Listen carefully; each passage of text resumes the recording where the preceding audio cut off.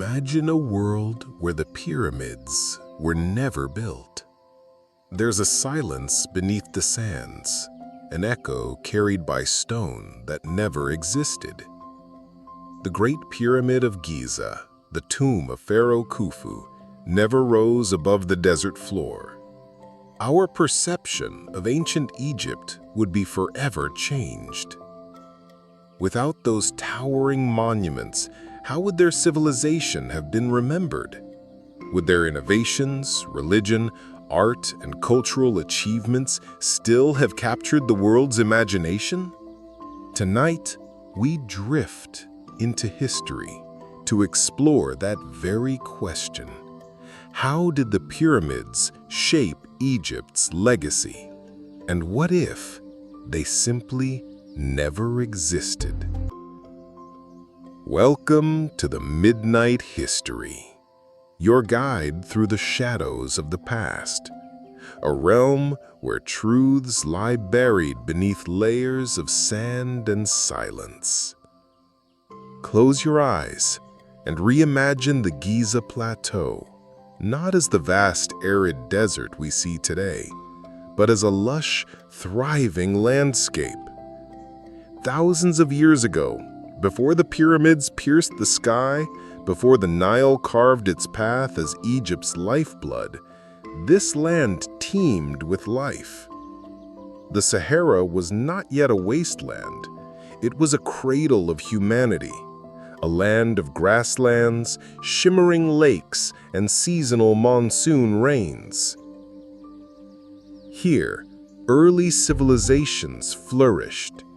Rock art etched into stone walls tells stories of herds of antelope, flowing rivers, and a world long forgotten. Tonight, we drift into history to explore that very question. How did the pyramids shape Egypt's legacy?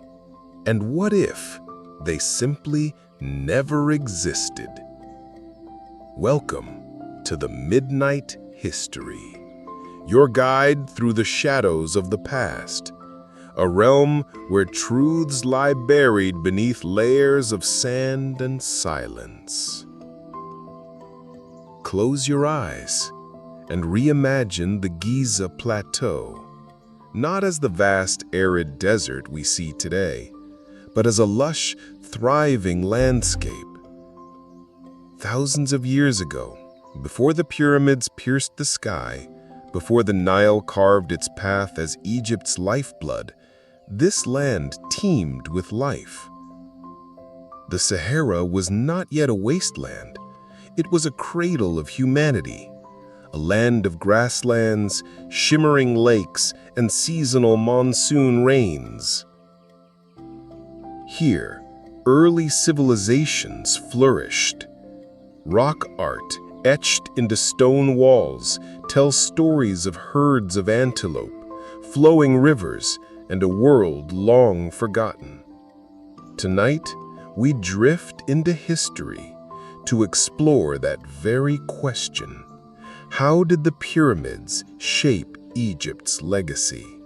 And what if they simply never existed?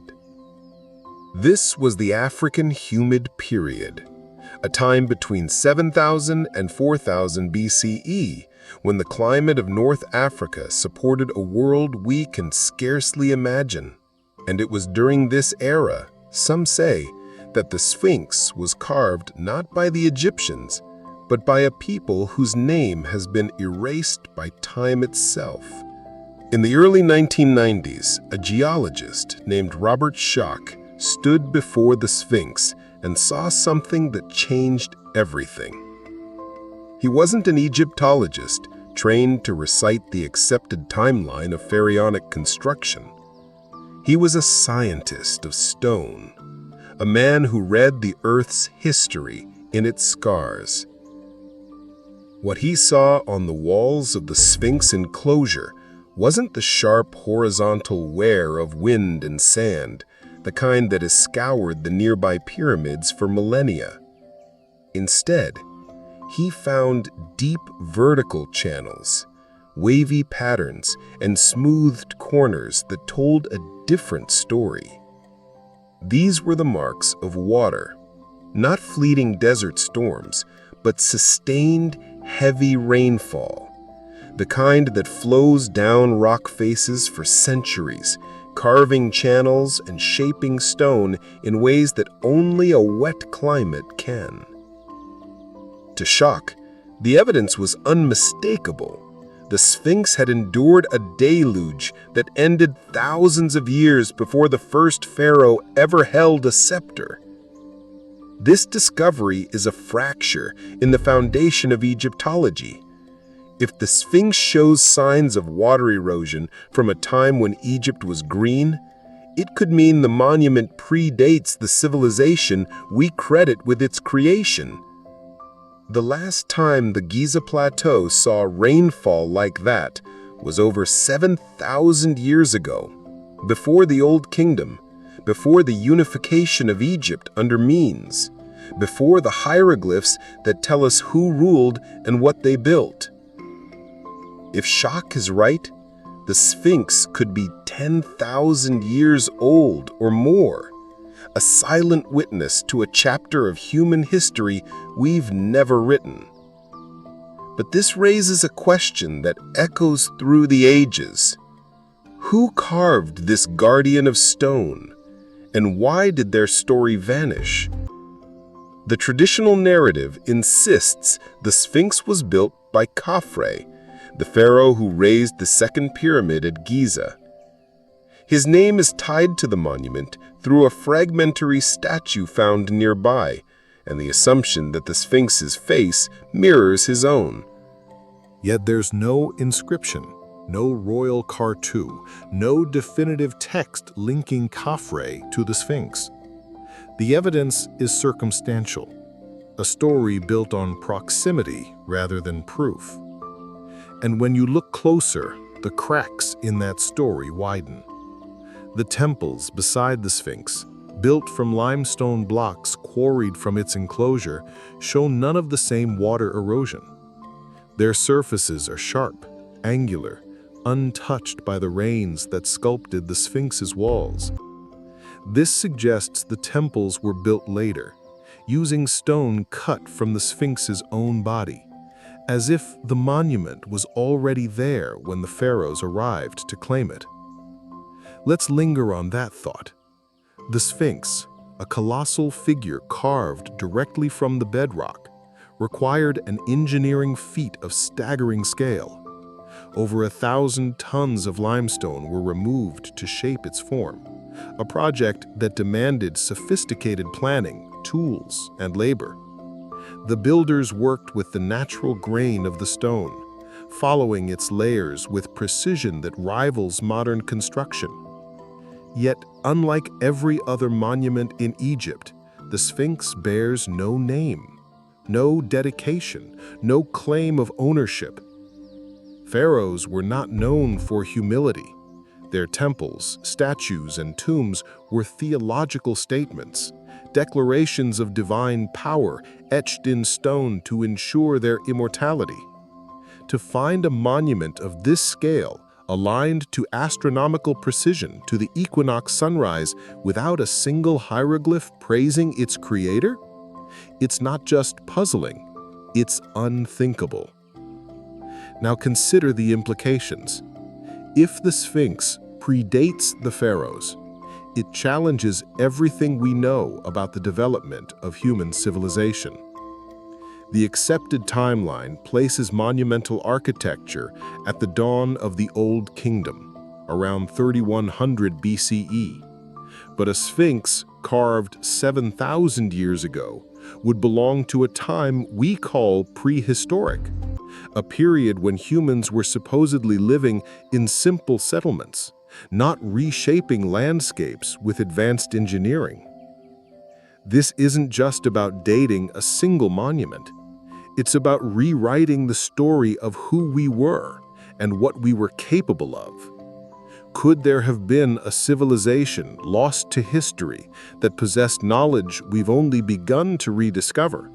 A civilization that understood geology, astronomy, and engineering in ways that defy our assumptions about the past.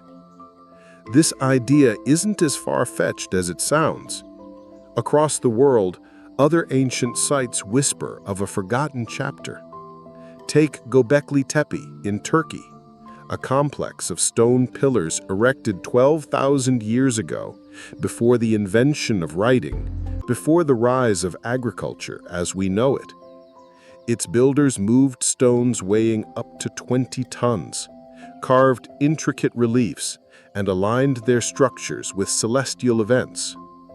Or consider the submerged ruins of Yonaguni off Japan, with their precise angles and terraces dated to a time when sea levels were lower, perhaps 10,000 years ago. These sites, like the Sphinx, don't fit the neat progression of history we've been taught. They suggest a world where advanced knowledge existed long before we thought it possible, only to be lost in some great catastrophe, a flood, a climate shift, a collapse that buried their achievements beneath sand and sea. And then there's the legend of Atlantis, told by the Greek philosopher Plato over 2,300 years ago. He described a sophisticated civilization that flourished 9,000 years before his time, a society of architects and navigators that vanished in a single day and night of calamity. Could the Sphinx be a remnant of such a culture, a guardian left behind to mark a sacred place? The idea has been dismissed as myth, but myths often carry fragments of truth. The African humid period ended abruptly around 4000 BCE. As the Sahara transformed from a green paradise to a desert wasteland, human populations migrated to the Nile, where Egypt would later rise. What if the Sphinx was carved before that shift? A monument to a world that was already fading, its builders knowing their time was running out. This brings us to a darker question. Why don't we know their names? Why is the Sphinx silent? Its origins shrouded in a fog of forgetting. The ancient Egyptians were obsessive record keepers, mapping their kings, their gods, their victories in hieroglyphs that have survived millennia. Yet the Sphinx, the most enigmatic monument in their land, has no story, no creator, no claim of ownership inscribed upon it. This silence feels deliberate, as if someone or something wanted its truth to remain hidden. The patterns of erosion tell one story, but the absence of words tells another. It's as if the builders chose anonymity over immortality, crafting a monument that would endure not through fame, but through mystery. And here's where the whispers grow louder. Some say the Sphinx guards a secret far greater than its age. The psychic Edgar Cayce in the early 20th century spoke of a hall of records buried beneath the Sphinx, a chamber containing the knowledge of a lost civilization, texts, tools, perhaps even technology that could rewrite our understanding of the past. Ground-penetrating radar in the 1980s and 2000s detected anomalies beneath the monument, voids and cavities that suggest artificial structures. Yet when researchers sought to explore further, they were met with locked gates and official denials. The Egyptian authorities have consistently dismissed these findings as natural fissures or insignificant. But why the secrecy? Why the refusal to investigate what lies beneath the paws of the Sphinx? This is where the sand begins to shift. The story of the Sphinx isn't just about stone and rain. It's about what we're allowed to know and what has been buried not by time, but by design. The water erosion, the lack of inscriptions, the anomalies beneath the plateau, they all point to a truth that threatens the very foundation of history as we know it. The Sphinx doesn't just stand as a monument, it stands as a question, one that has waited thousands of years to be asked. Who built it? Why did they hide its purpose? And what are we not supposed to find? If this mystery already has you questioning everything you've been told, hit subscribe. We're only at the beginning, and the shadows of Giza have far more to reveal. As we drift deeper into the night, let the image of the Sphinx linger in your mind. A creature of stone, half lion, half god, gazing at the horizon where the sun rises each morning. It has watched empires rise and fall, seen the rains turn to dust, and kept its silence through it all. But silence is not emptiness. It's a presence, a weight, a challenge to those who dare to listen. The Sphinx is not just a monument, it's a warning that history is not what we think, that the past holds secrets we've been taught to ignore, and that the truth may be far older, far stranger than we're ready to accept.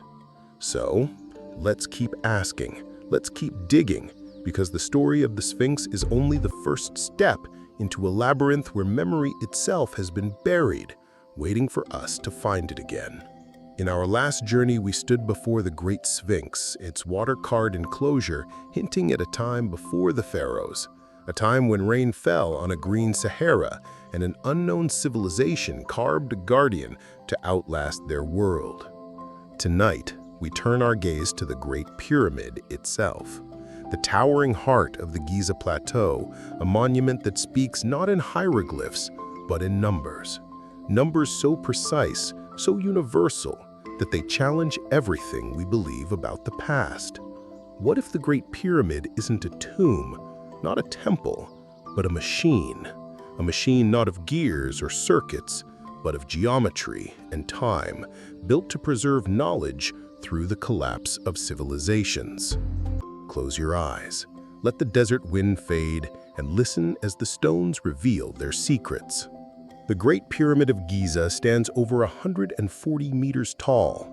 Its 2.3 million limestone blocks, a testament to a vision we can't barely comprehend. Each block weighing between 2, 5, and 15 tons was cut, moved, and placed with a precision that defies the tools we attribute to ancient Egypt: copper chisels, wooden sleds, and human sweat. The base is leveled to within 2.1 centimeters across its massive 230-meter span, aligned to true north with an accuracy of 0.05 degrees. Modern engineers armed with lasers and GPS struggle to match such feats. Yet, we're told this was the work of a 4th dynasty pharaoh Khufu, around 2580 BCE, a king whose name appears only once in the entire structure, scrawled in red paint on a hidden beam. But the pyramid's true language isn't in its silence or its single cartouche. It's in its measurements, its ratios, its alignments, a code written in stone that speaks of knowledge far beyond what we believe the Egyptians possessed. Let's begin with the numbers. The Great Pyramid's base measures approximately 230.4 meters on each side, forming a near-perfect square. Its original height before the capstone was lost was 146.6 meters. Divide the perimeter, 921.6 meters, by the height and you get 62857, a number so close to 2 pi that the difference is less than 0.1%. This isn't a rough approximation, the kind you might stumble upon by trial and error.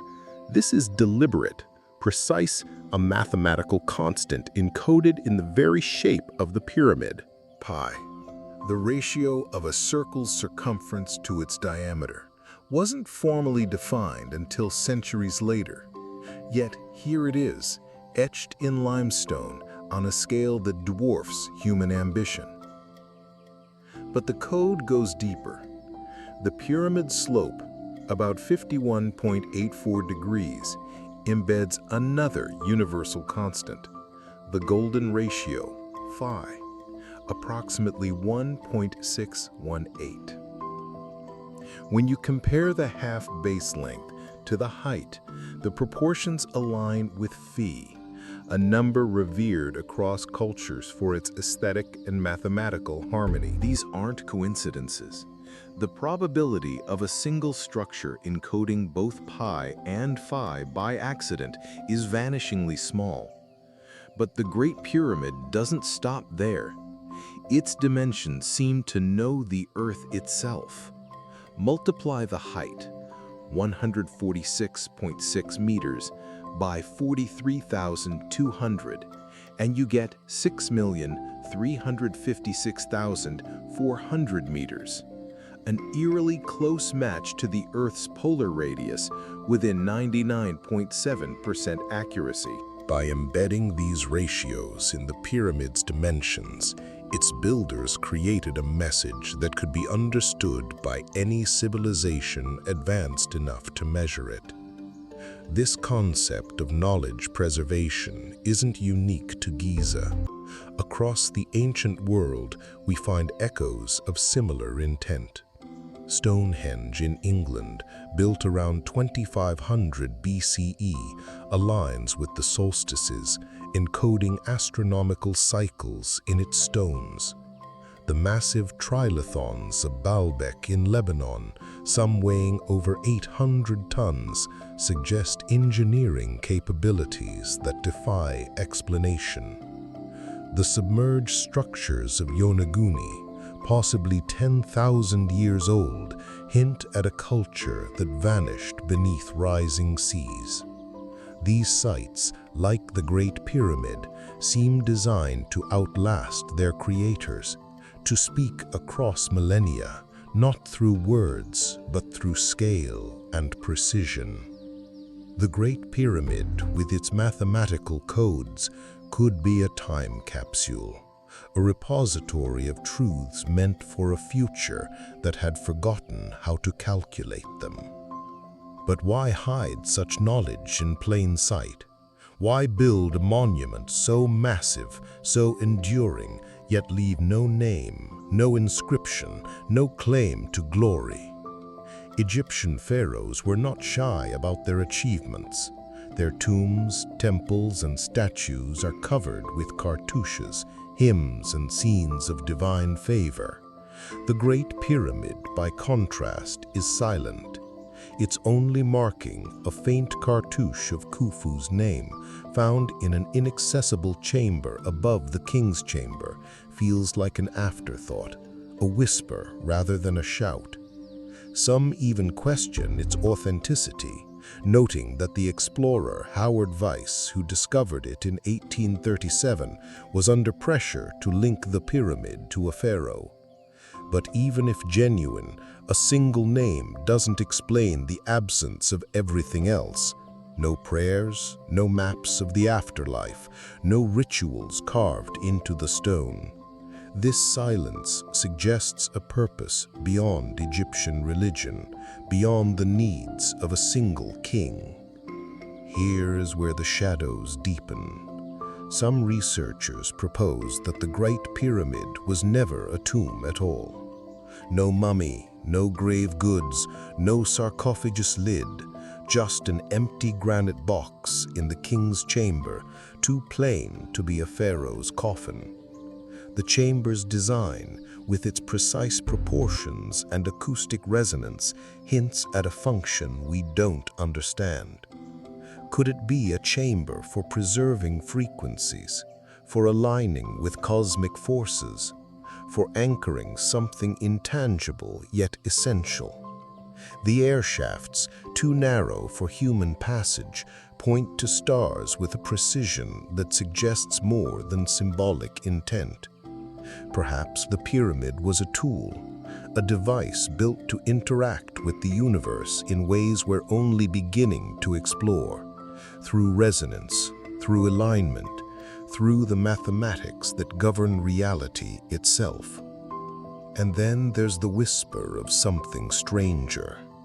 In the 1960s, Swiss author Erich von Däniken suggested that ancient monuments like the Great Pyramid could be the work of extraterrestrial visitors, beings who shared advanced knowledge with early humans. The idea sounds outlandish, but consider the anomalies. A structure aligned to true north with near-perfect accuracy, dimensions that encode Earth's measurements and a level of engineering that strains the limits of copper tools and human labor. Could the pyramid be a beacon, a marker left by a civilization not of this world, or one that worked with knowledge we've lost?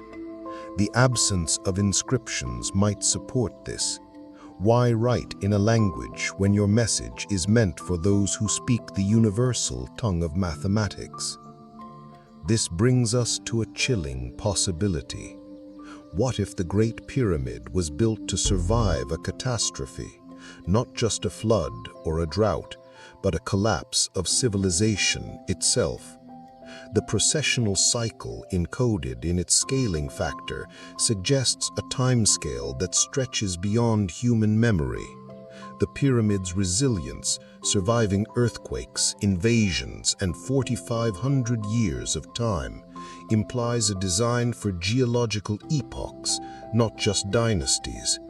Its silence, its lack of cultural markers, makes it universal, a message not for the Egyptians, not for their gods, but for whoever comes next. A civilization recovering from ruin, rediscovering the stars, would find in the pyramid's ratios a curriculum of sorts, a lesson in pi, phi, and the Earth's place in the cosmos. As we linger in this thought, the pyramid becomes more than stone. It becomes a question, a challenge, a warning. It asks us not what we know, but what we're willing to admit we don't. The mathematical codes are there, undeniable, carved in measurements that have outlasted empires. They speak of a people who knew the Earth's shape, the sky's rhythm, the constants that bind the universe. Were they the Egyptians borrowing knowledge from a forgotten source? Were they a lost civilization erased by time or design? Or were they something else entirely, leaving a legacy we're not yet ready to claim? If these questions stir your curiosity, hit subscribe, because the pyramid secrets are far from exhausted, and the night is still young. The Great Pyramid stands not as a tomb for a king, but as a time machine for knowledge, a structure that holds truths too vast to be spoken, too enduring to be forgotten. Its ratios are a language that needs no translation. Its alignments, a map that needs no key. As you drift towards sleep, imagine standing in the king's chamber, surrounded by granite that hums with secrets. The silence is dense, the air heavy, the stones waiting. They don't tell you who built them. They don't tell you why. They only ask that you measure, that you question, that you listen to the numbers that have been true since the stars began to burn. And in that silence, you might hear the echo of a world we've forgotten, a world that built a machine to ensure we'd remember it again. We step inside the heart of the Great Pyramid itself, into chambers of granite and limestone that hold no body, no treasure, no story, only silence. We've been told it's the tomb of Khufu, a monument to a king's eternal glory. But what if it's not a tomb at all? What if this towering enigma, built with impossible precision, was never meant to cradle a pharaoh's remains, but to serve a purpose we can't yet fathom? Lie back, let the darkness of the desert enfold you, and listen as we unravel the mystery of what the Great Pyramid might truly be. Inside, the structure is a labyrinth of passages and chambers, each more enigmatic than the last. The descending passage burrows into the bedrock, leading to an unfinished subterranean chamber. The ascending passage climbs to the grand gallery, a soaring corridor of polished stone. And beyond it lies the king's chamber, a granite heart containing a single empty stone box. This, we're told, is the sarcophagus of Khufu, the pharaoh who built this wonder around 25,580 BCE. But the deeper you look, the less it feels like a tomb band, and the more it feels like something else entirely. In ancient Egypt, death was not an end, but a journey, meticulously planned and lavishly documented. Tombs were not mere graves. They were gateways to eternity, adorned with hieroglyphs, spells, and scenes of the afterlife. The Book of the Dead, the pyramid texts, and countless inscriptions guided the soul through the underworld, naming gods, mapping challenges, and ensuring immortality. Pharaohs filled their resting places with treasures, canopic jars, Shapti figurines, and offerings of food and wine. Even minor nobles had tombs painted with vibrant murals of daily life, farming, music, feasts meant to continue forever. The Valley of the Kings is a library of such stories, its walls shouting the names and deeds of the dead. But the Great Pyramid, it's silent. No hieroglyphs grace its chambers. No paintings depict the gods. No spells point the way to the afterlife. Just stone angles and a void where a king's legacy should be. The king's chamber at the pyramid's core is a marvel of construction. Its walls, made of massive granite blocks hauled from Aswan, 800 kilometers away, are fitted so tightly that a razor blade can't slip between them. The ceiling is a series of granite beams distributing the weight of millions of tons above, stable for over 4,500 years. Inside sits a rectangular granite box, often called a sarcophagus, but it's unlike any other in Egypt. It has no lid, no carvings, no traces of mummification oils or resins. It's too small to hold the nested coffins typical of royal burials, too plain for a pharaoh's grandeur. No body was ever found, no grave goods, no fragments of ritual objects. Compare this to the tomb of Tutankhamun, overflowing with gold, chariots, and sacred texts, or even the modest burials of lesser nobles packed with personal relics. The Great Pyramid, supposedly the greatest tomb of all, offers nothing but emptiness. Some argue it was looted in antiquity, its treasures stolen, its inscriptions erased, but this theory crumbles under scrutiny. The passages show no signs of forced entry or chisel marks, no broken seals, no scattered debris from hurried theft. Tomb robbers in ancient Egypt were not subtle. They left behind shattered pottery, broken furniture, and soot from torches. Here, there's nothing. No residue, no fragments, not even dust to suggest a burial was disturbed. The box itself, cold and unadorned, shows no wear from a lid being pried off or a body being removed.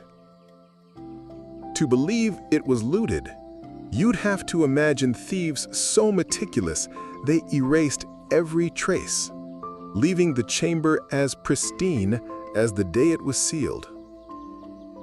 That's not robbery, that's erasure, and it feels far too deliberate.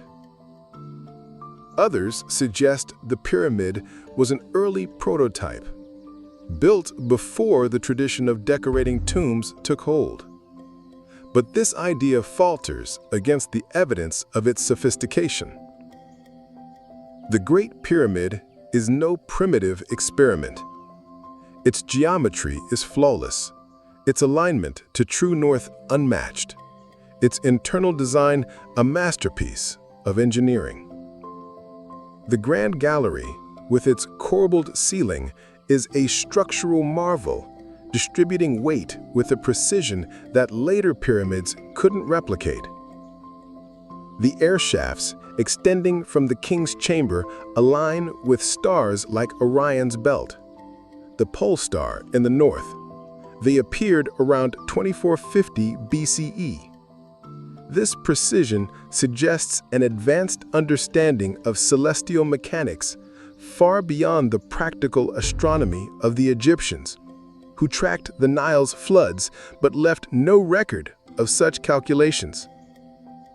The pyramid's alignment to true north within a fraction of a degree requires knowledge of Earth's axis and magnetic field, concepts not documented in ancient texts.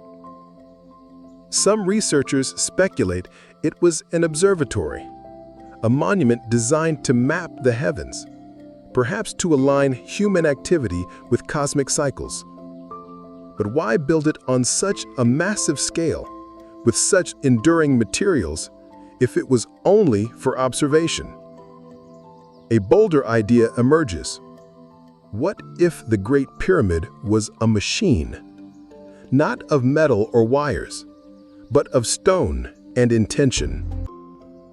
Some theorists, inspired by figures like Nikola Tesla, suggest it was designed to generate or channel energy, perhaps electromagnetic or acoustic, using principles we're only beginning to rediscover. The granite in the king's chamber, rich in quartz, could act as a conductor or resonator, amplifying natural energies. The pyramid's shape, with its precise angles, might focus these forces, creating a field effect we can't yet measure. Experiments in the 20th century found that small-scale pyramid models could preserve organic matter or sharpen blades, hinting at properties tied to their geometry. While these claims are debated, they fuel speculation that the Great Pyramid was a technology its purpose lost when its builders vanished. Then there's the shadow of a stranger possibility. The pyramid's scale, precision, and silence have led some to wonder if it was built with help from beyond Earth. Eric van Deniken, in his controversial book, Chariots of the Gods, proposed that extraterrestrial beings might have guided ancient architects, sharing knowledge of mathematics and engineering. The Great Pyramid's anomalies, its alignment, its weight distribution, its lack of cultural markers fit this narrative. Why else would a civilization build something so vast, yet leave no name, no story? Could it be a beacon, a signal to the stars, or a gift from visitors who knew their time on Earth was fleeting? This idea stretches belief. But the pyramid's very existence stretches what we think is possible. More grounded, yet no less profound, is the theory that the pyramid was a repository not of bodies or treasure, but of knowledge. Its silence, its lack of inscriptions, might be intentional, designed to speak to any civilization in any era through the universal language of geometry. Unlike papyrus or hieroglyphs, which decay or become unreadable, stone endures.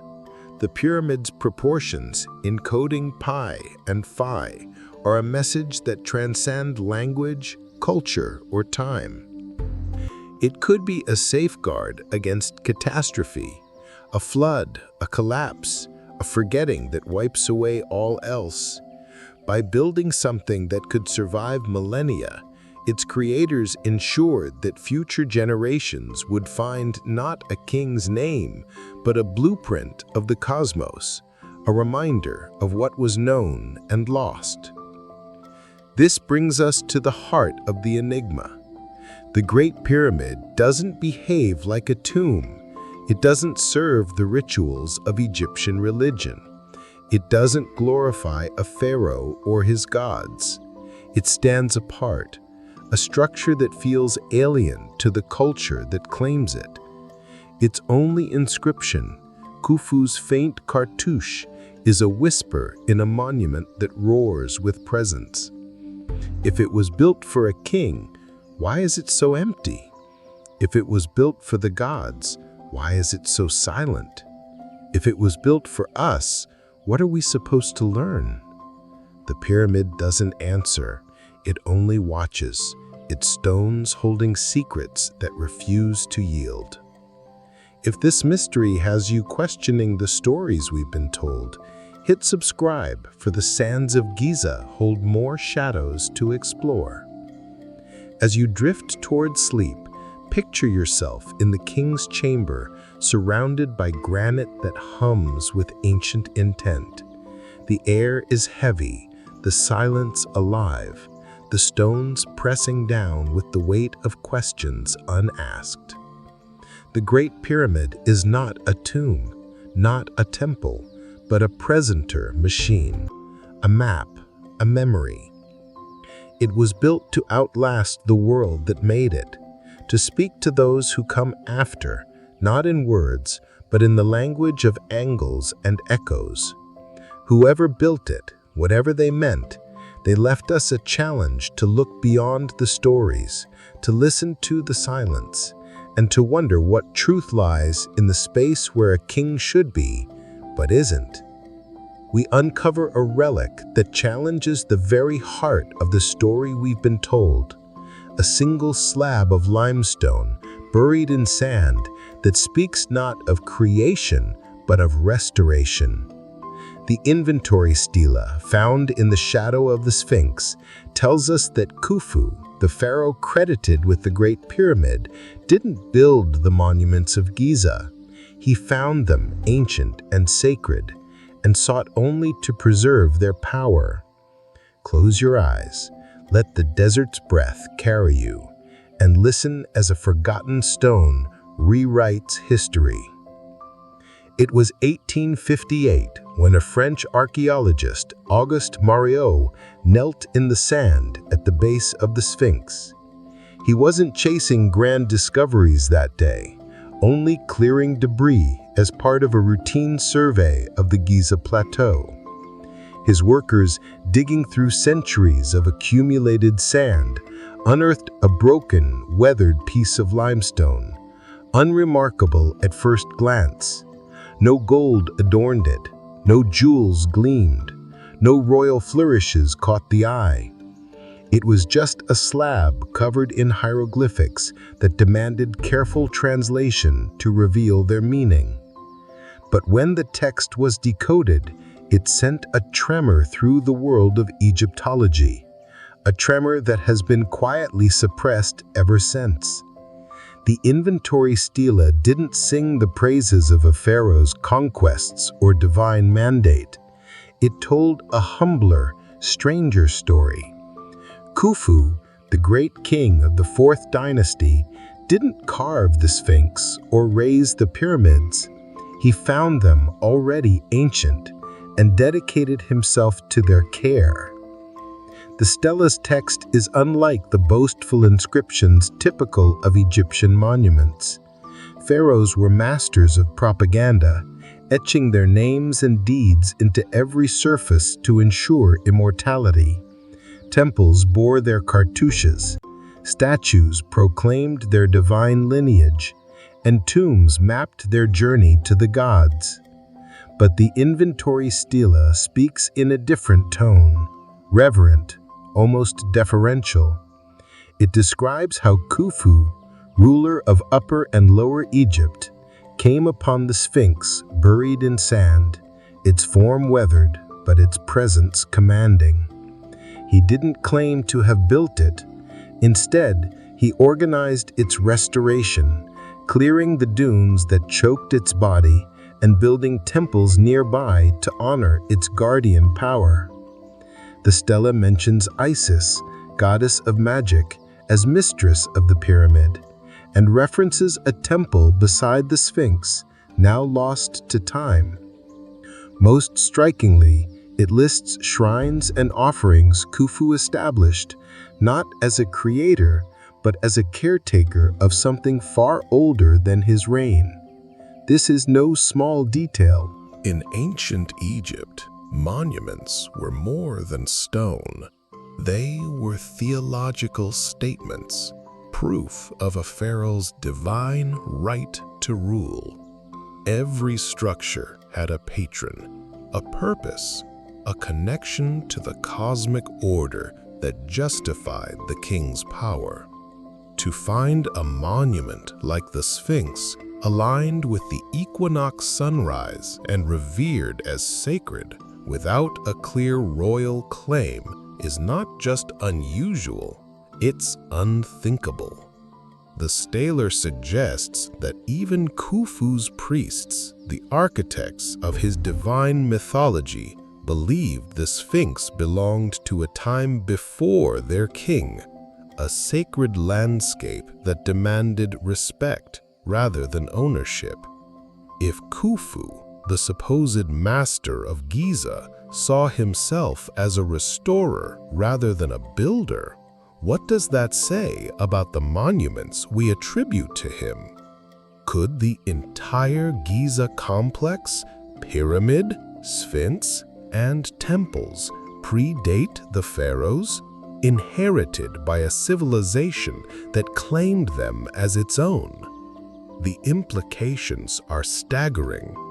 If the Sphinx was already ancient when Khufu arrived, the Great Pyramid, aligned perfectly with its gaze, might also be older. The traditional timeline places the pyramid's construction around 2580 BCE, a pinnacle of Old Kingdom engineering. But the Staler hints at a different story, one where Egypt's greatest monuments were not born of Khufu's ambition, but discovered by him, relics of a forgotten era. This challenges the very foundation of Egyptology, which rests on the assumption that Giza's wonders emerged from the 4th dynasty's genius. If they were inherited, built by a civilization lost to history, then Egypt itself becomes a layer atop something older, something deliberately obscured. But here's where the sand grows heavy with silence. The inventory Staler, despite its explosive implications, was quickly sidelined. After its discovery, it was moved to the Egyptian Museum in Cairo, where it sits in obscurity, rarely displayed, and never featured in major exhibitions. Egyptologists dismissed it as late-period propaganda, a text from the 26th dynasty, some 2,000 years after Khufu's time, written by priests with questionable motives. They argued it was historical fiction, a fabrication to serve political ends we can't fully discern. Textbooks barely mention it, and when they do, it's as a curiosity, not a serious document. This dismissal is so thorough, so unified, that it feels less like scholarship and more like a coordinated effort to bury an inconvenient truth. Let's pause and consider this. Why would priests over a millennium after Khufu invent a story that diminishes his legacy? Egyptian tradition was obsessed with glorifying pharaohs, especially foundational figures like Khufu, whose name was synonymous with the greatest monument on earth. Retroactive myth-making was common, but it always served to elevate rulers, linking them to past greatness, not reducing them to caretakers. The inventory Staler does the opposite. It portrays Khufu as a servant of older gods, a restorer of sacred sites he didn't create. If this was propaganda, it's the most counterproductive in history, undermining the divine authority of a legendary king. It raises more questions than it answers, casting doubt on the very narrative it should reinforce.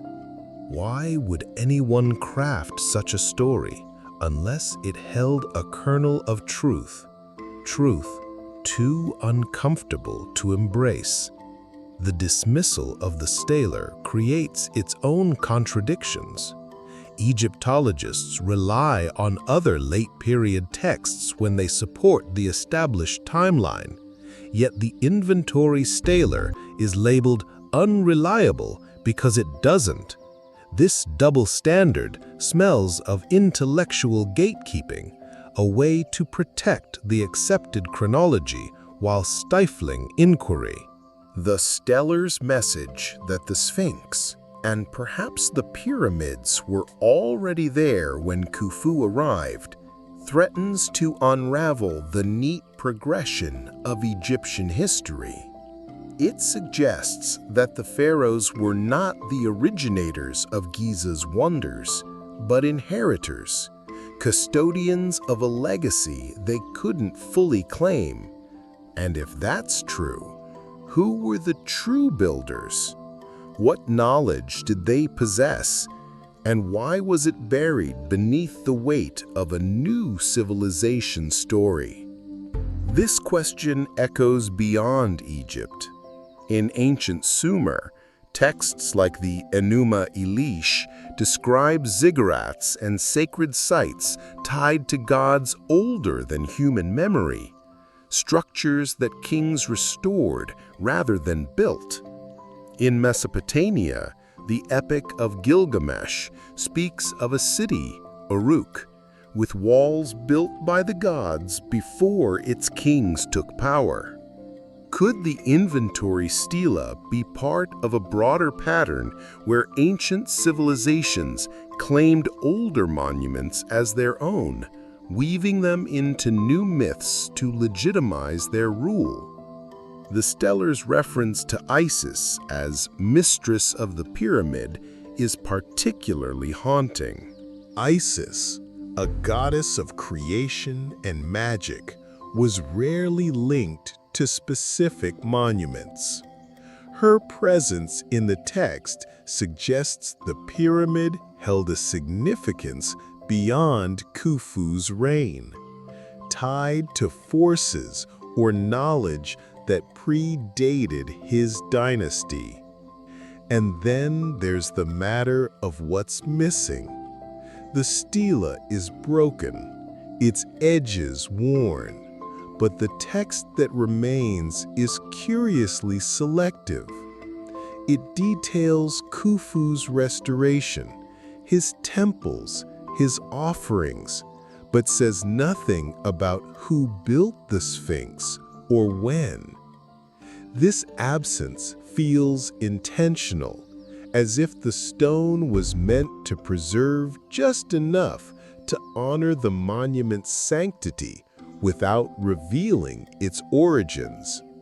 Some speculate that earlier inscriptions, now lost, might have named the true builder's civilization, erased from history, perhaps by time, perhaps by design.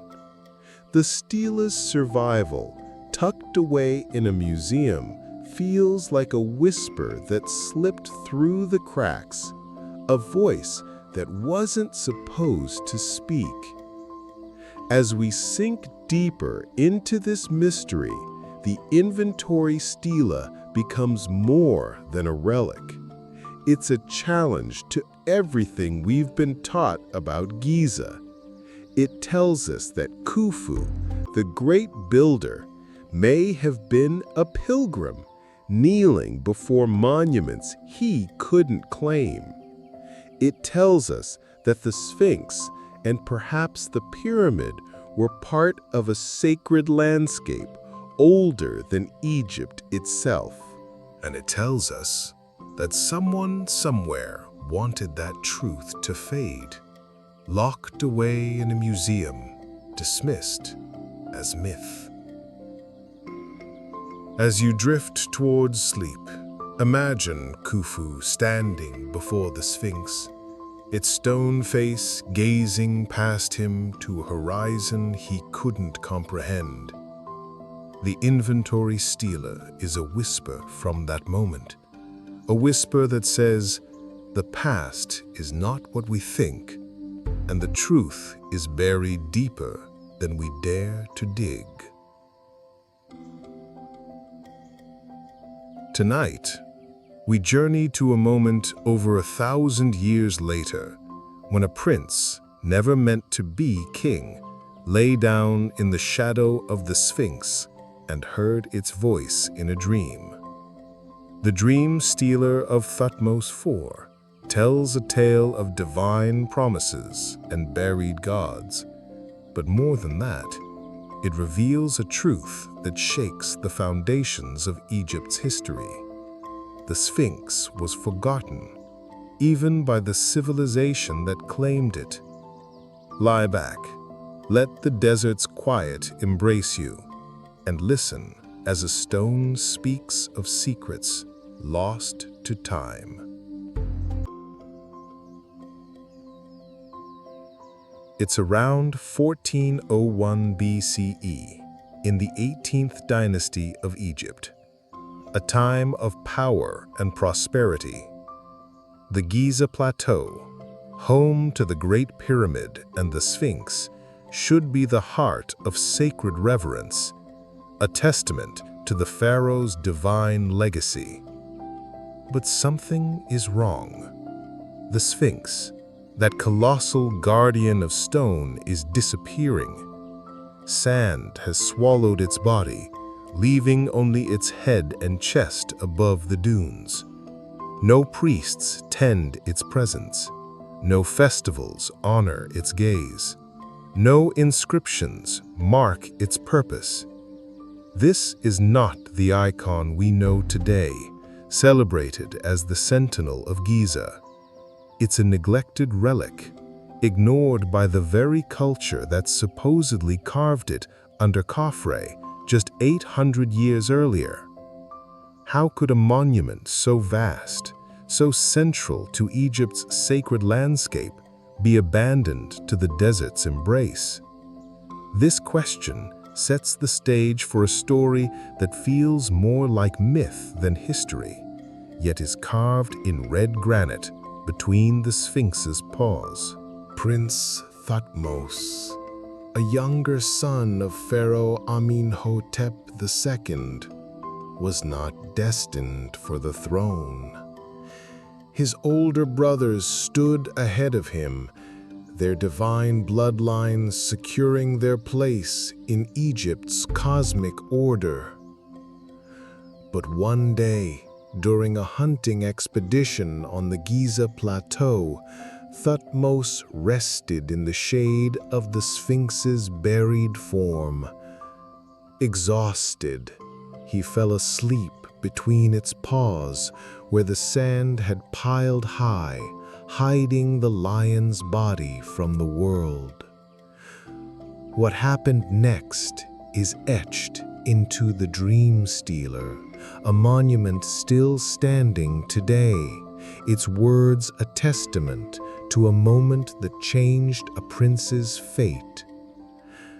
In his sleep, the Sphinx spoke, identifying itself as Hora-Makhet, the horizon god, guardian of the dawn. Its voice was not triumphant, but plaintive, heavy with centuries of neglect. It complained of sand filling its throat, choking its spirit, of being forgotten by the people who once revered it. The Sphinx had watched the sun rise alone, day after day, with no offerings, no priests, no acknowledgement of its sacred vigil. The god offered Thutmose a bargain, simple yet profound. If the prince would clear the sand from its body, restore the temples that had crumbled, and revive the rituals that had faded, the throne of Egypt would be his, not as a prize for ambition, but as a duty born of service. Thutmose accepted. He rallied workers, cleared tons of sand, and revealed the Sphinx's full form for the first time in generations. He offered gold, incense and prayers, establishing a new priesthood to maintain its worship. Within months, through a series of events no records fully explain, Thutmose became Pharaoh Thutmose IV, ruler of a kingdom he was never meant to lead. The Dream Stealer, erected to commemorate this moment, stands as a testament to his divine encounter. A story of a forgotten god reclaiming its place through a prince's devotion. But this tale is more than royal propaganda. It's a fracture in Egypt's timeline, a crack that reveals how deeply the Sphinx had been erased from memory. If it was carved by Khafre, as we're told, only 800 years separate his reign from Thutmosis. Egypt was a civilization obsessed with continuity, recording its kings, mapping its tombs, preserving its gods in stone and papyrus. The 18th dynasty had records of rulers from over 1,000 years past, their names and deeds meticulously preserved. Yet the Sphinx, a monument beside the Great Pyramid, had no active cult, no priesthood, no place in the religious calendar. It had become invisible, buried not just in sand, but in the collective forgetting of a culture that should have cherished it. How could something so monumental, so tied to Egypt's divine order, slip through the cracks of memory? The Dream Stealer's language adds to the mystery. It's not a triumphant declaration of a pharaoh's glory, as most inscriptions are. It's intimate, almost personal, describing the Sphinx's sufferings, and in its throat, its voice muffled, its purpose unfulfilled. The god speaks of loneliness, of centuries spent watching the horizon without acknowledgement. This is not the tone of formulaic propaganda designed to inflate a ruler's ego. It feels like a genuine encounter, a moment when a prince stumbled upon something ancient and abandoned, something that demanded to be remembered. The stealer details the excavation process, the quality of the sand, the difficulty of clearing it, the condition of the stone after centuries of burial. These specifics, mundane yet vivid, are unusual for royal inscriptions, which typically focus on divine favor, not logistical challenges. They suggest a truth too real to be entirely invented. And yet there's a shadow over the stealer itself. Its upper third, where the builder of the Sphinx might have been named, is missing. The break is clean, not worn by time, but severed, possibly in antiquity, as if someone wanted to erase a critical piece of the story. What remains supports Thutmose's claim to the thronia, a divine bargain, a successful excavation, a political miracle. But the absence of the builder's identity feels calculated, ensuring the narrative serves the present without challenging the past. Egyptologists dismiss the stealer as propaganda, a myth to justify an unexpected succession. But this explanation falters. For the story to work as propaganda, the Sphinx must already have been forgotten, its significance lost to the very people who supposedly built it. Why would Thutmose stake his legitimacy on a monument no one remembered unless it held a power older than his dynasty? This brings us to a deeper question.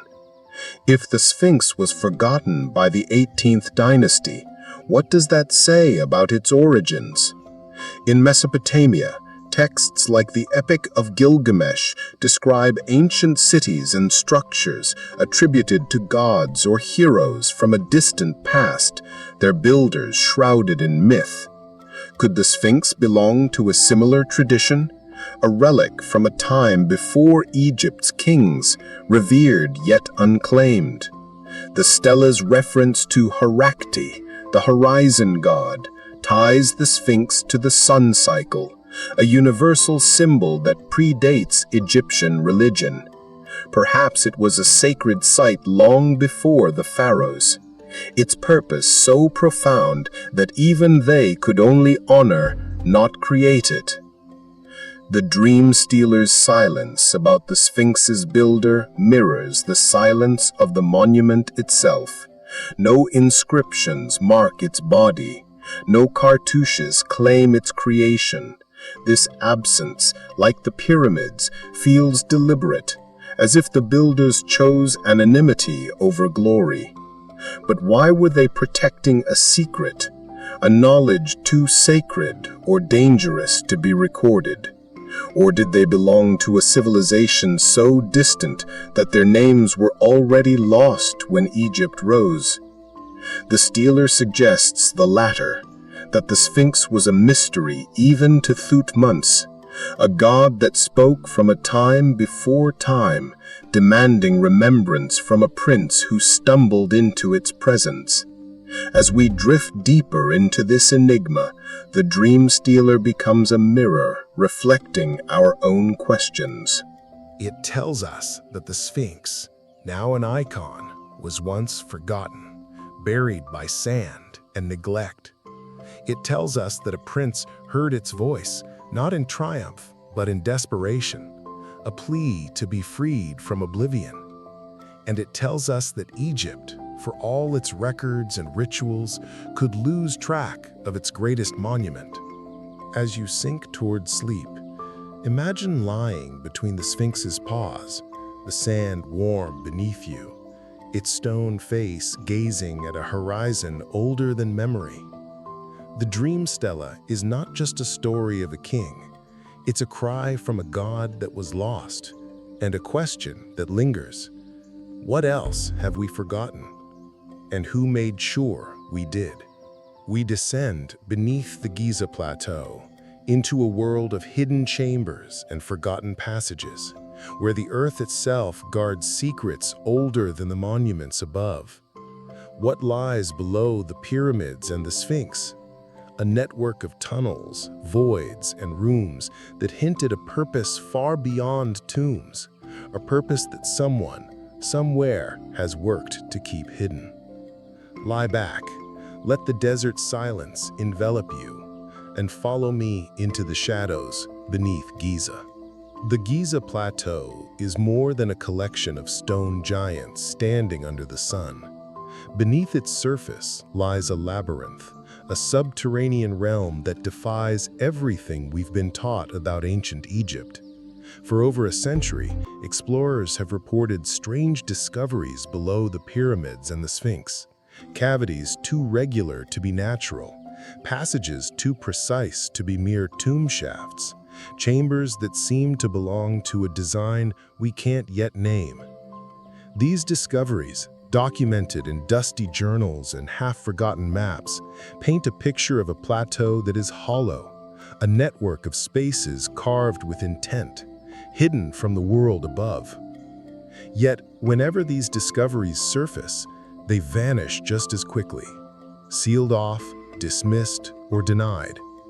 The question isn't just what lies beneath Giza, it's why we're not allowed to know.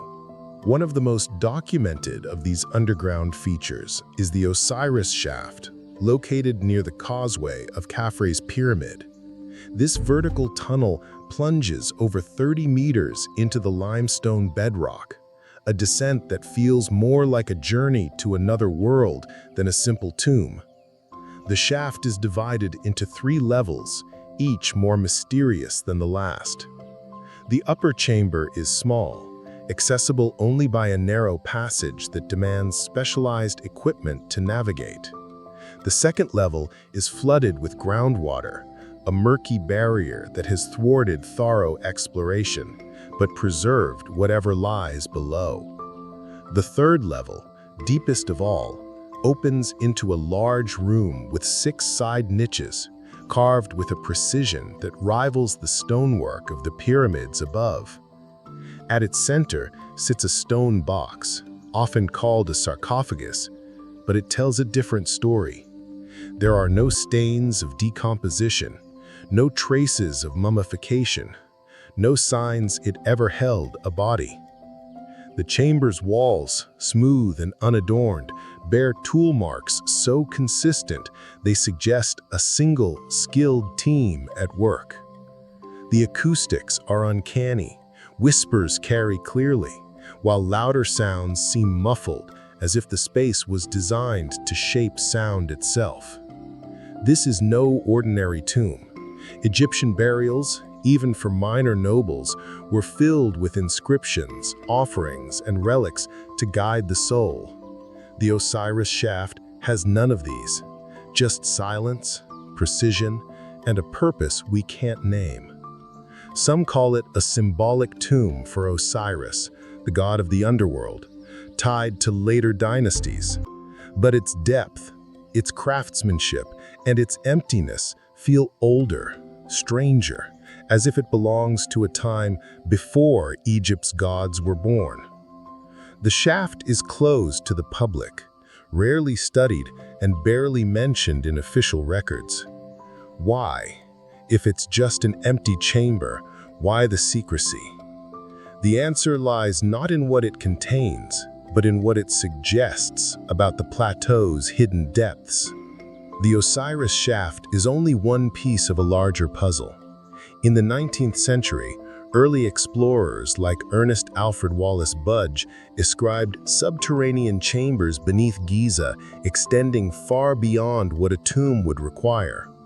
Budge, a British Egyptologist, wrote of passages and cavities that felt too deliberate to be natural, too extensive to serve a single burial.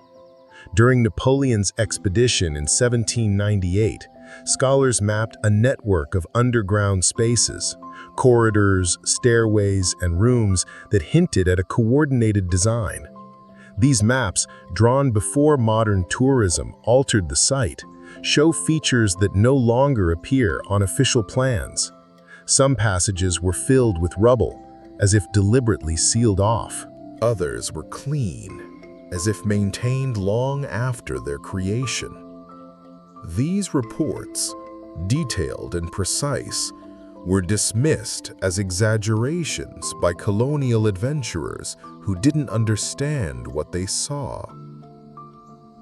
But the maps still exist, tucked away in archives, whispering of a Giza we're not meant to explore.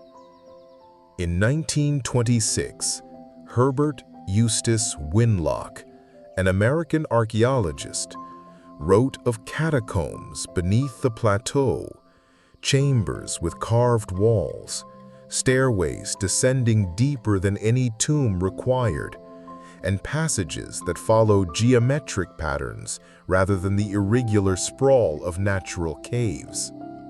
These descriptions suggest something more than burial sites, an infrastructure, a foundation for a purpose we can't yet grasp.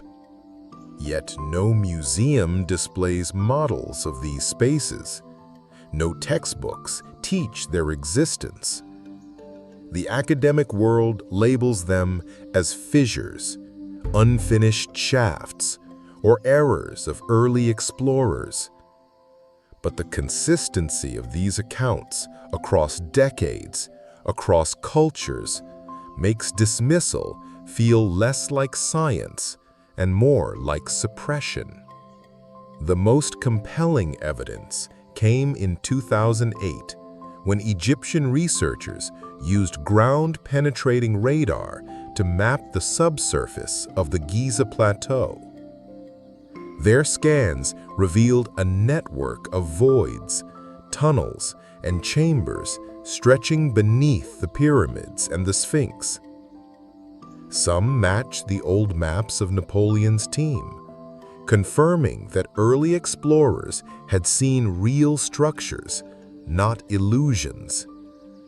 Others were entirely new, large geometric cavities that couldn't be explained by natural erosion. Beneath the Sphinx, they found spaces with regular shapes, suggesting artificial construction. Beneath the Great Pyramid, they detected chambers unconnected to known passages, hinting at a separate, older phase of building. Photographs from these surveys, though rare, show cut stone, crude steps, and archways in the darkness, features that don't match the rough-hewn shafts of Egyptian tombs or the polished masonry of the pyramids above. These discoveries pointed to a complex underground network, one that predates or exists apart from the monuments we see. And then the doors closed. The Egyptian authorities, through the Supreme Council of Antiquities, declared, "There is nothing there." No explanation for the photographs, no acknowledgement of the radar data, no reference to the historical maps. Access was revoked, the findings buried in bureaucratic silence. Journalists who pressed for answers were met with blank denials. Tunnels documented, measured, and even entered were sealed again. This isn't an isolated incident. In the 1930s, an excavation beneath the Sphinx reportedly uncovered a chamber between its paws, described by workers as artificially constructed. It was quickly backfilled, and no official report was published. Later radar scans confirmed a hollow space in the same location. Yet independent researchers were barred from investigating. The official stance remains unwavering. Nothing lies beneath Giza that matters. But when evidence is photographed, mapped, and then declared irrelevant, that's not archaeology, it's erasure. This pattern of concealment raises a haunting question.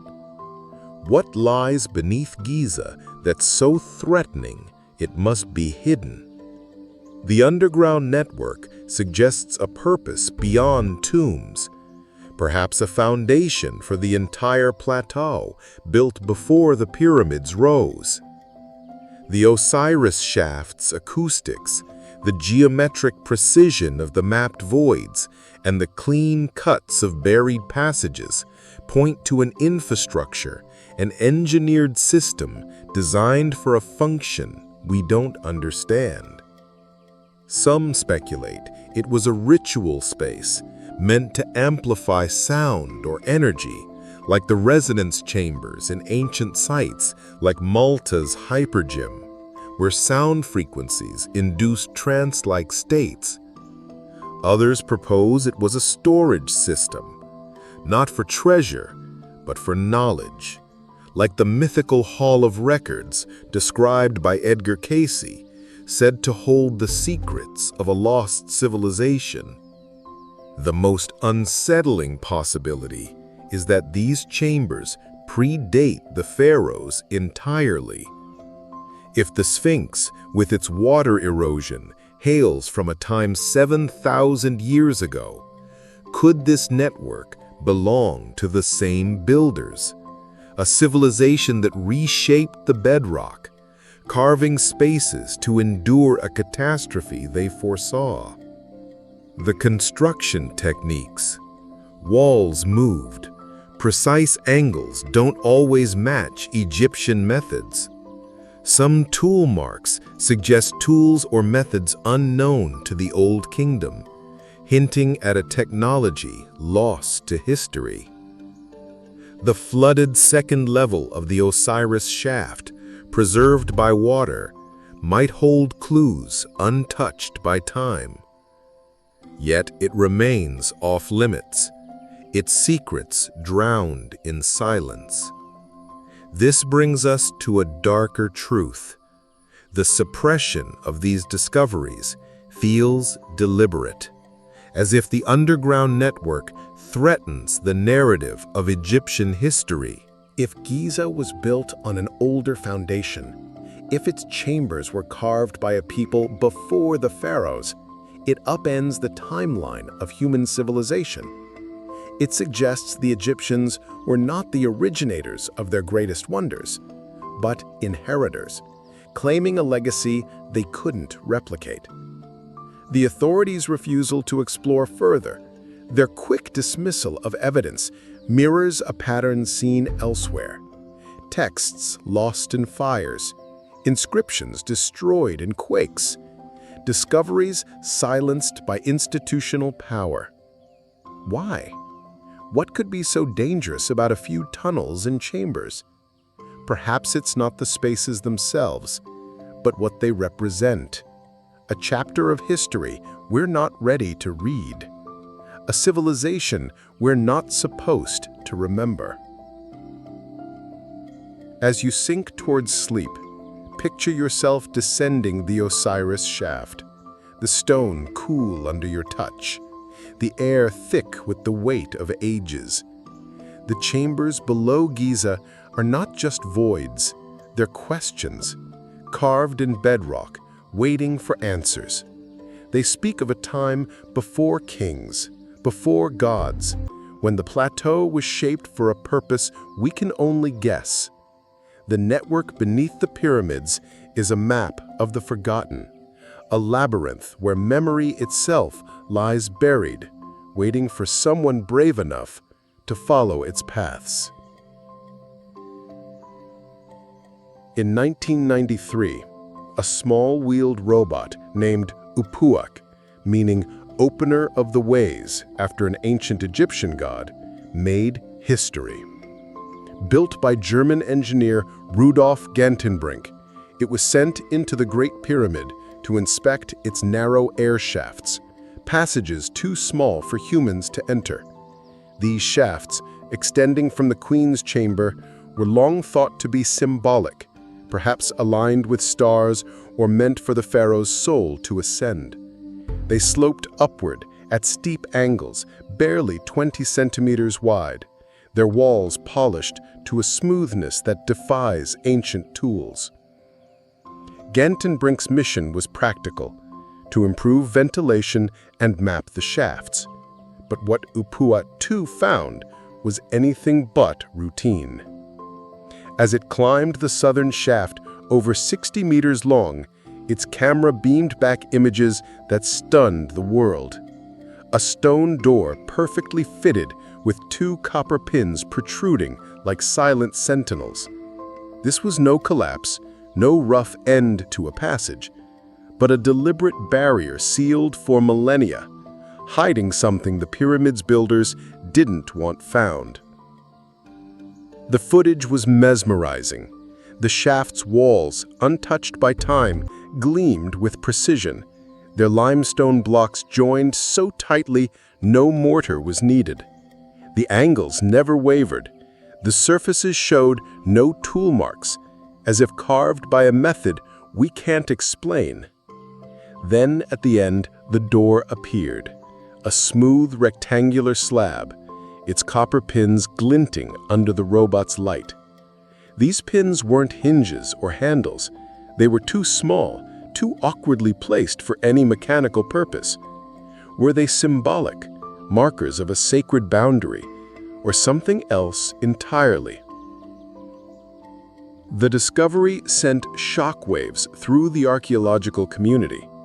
Here was proof of hidden spaces within the pyramid, spaces sealed since its creation, challenging the idea that every chamber had been mapped. The world watched breathless as headlines proclaimed a new era of exploration. Could this door lead to a lost chamber, a repository of ancient knowledge, or something even stranger? But the excitement was short-lived. Gantenbrink's contract was abruptly terminated by Egypt's Supreme Council of Antiquities. His access to the pyramid was revoked, his research halted without explanation. The official reason was that he had exceeded his mandate, which was limited to ventilation, not exploration. Yet the door was found during legitimate shaft inspection, and stopping the investigation at the moment of breakthrough felt like more than bureaucracy. It felt like suppression. The media frenzy faded, and the door remained sealed, its secrets untouched. Why?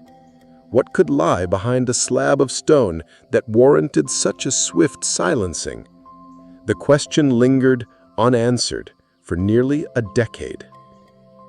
In 2002, a new team was granted access, armed with a more advanced robot, the Pyramid rover, equipped with cameras, drills, and fiber optic technology. The world tuned in again, expecting answers after years of silence. Live broadcasts promised to reveal what lay beyond the mysterious door.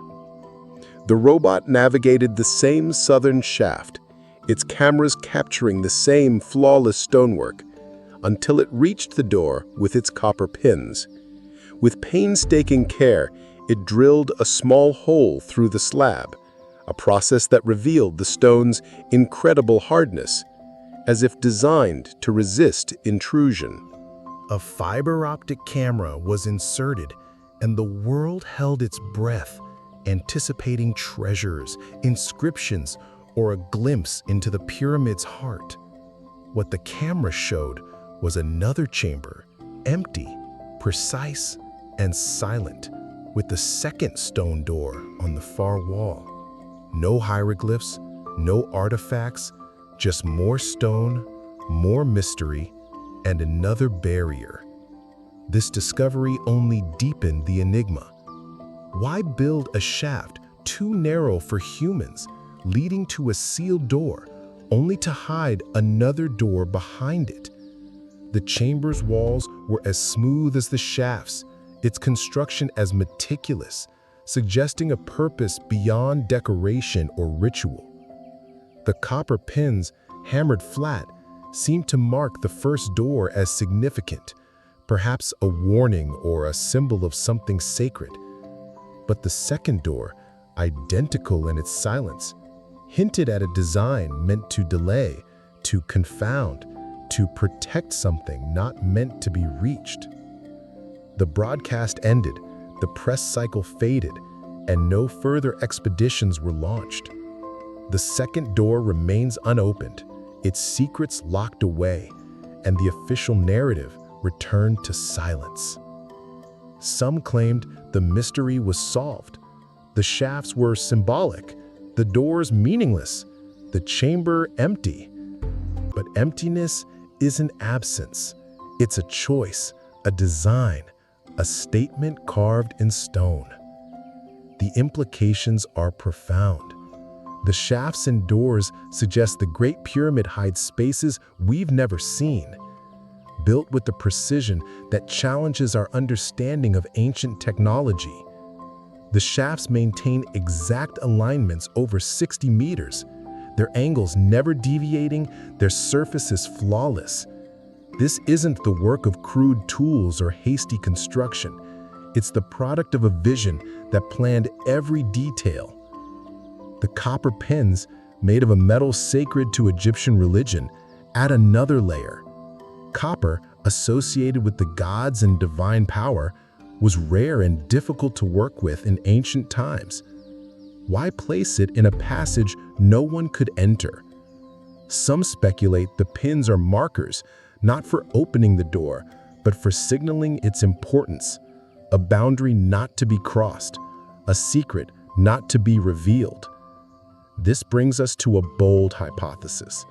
The doors might lead to the fabled Hall of Records, a chamber described by the mystic Edgar Cayce in the early 20th century. Cayce claimed that beneath the Sphinx and within the pyramid lies a repository of knowledge from a lost civilization, possibly Atlantis, containing texts, tools, or even technologies that could rewrite history. The radar anomalies beneath the Sphinx, detected in the 1980s and 2000s, support the idea of hidden spaces. and the pyramid shafts could connect to this network. The doors, sealed with such care, might protect this archive, meant only for a time or a people ready to understand it. The copper pins, symbolic of divine connection, could mark the threshold to this sacred knowledge, a test of wisdom rather than force. But why stop the exploration? The silencing of Gantenbrink and the halt after the pyramid rover's discovery suggests more than caution. It suggests fear. The Egyptian authorities, backed by institutions like the Supreme Council of Antiquities, have consistently blocked access to sensitive sites. Is it about preserving the monuments or preserving a narrative? If the doors lead to evidence of a civilization predating Egypt, one with advanced technology or knowledge, it would unravel the timeline of human history. The pyramid, credited to Khufu, would become a relic of an older world, and Egyptology's foundation would crumble. This threat might explain the pattern of denial: tunnels sealed, radar data dismissed, researchers turned away. It's as if the truth behind the doors is too dangerous to face. This pattern isn't unique to Giza. In Mesoamerica, excavations at Teotihuacan uncovered tunnels beneath the Pyramid of the Sun, sealed for centuries. Yet, exploration was limited by official restrictions.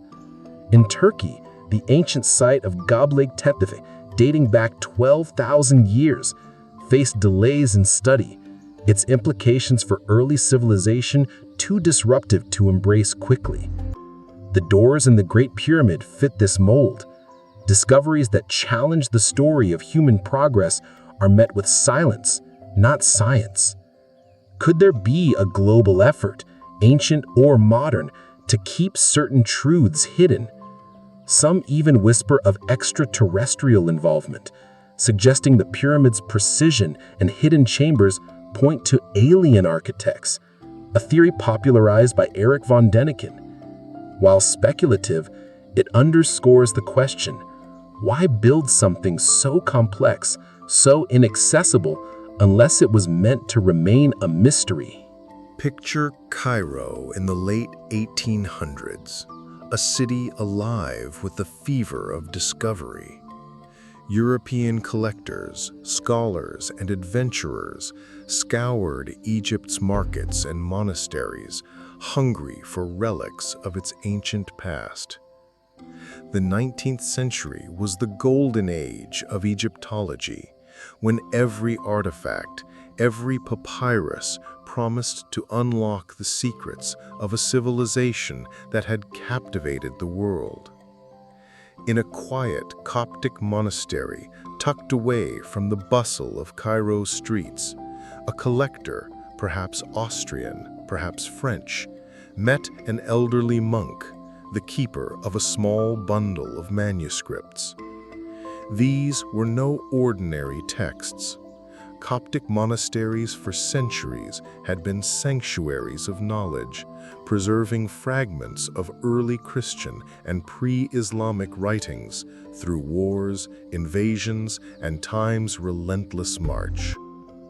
The monk claimed his collection held treasures passed down for generations, texts that had survived when empires fell, copied and recopied by hands that revered their weight.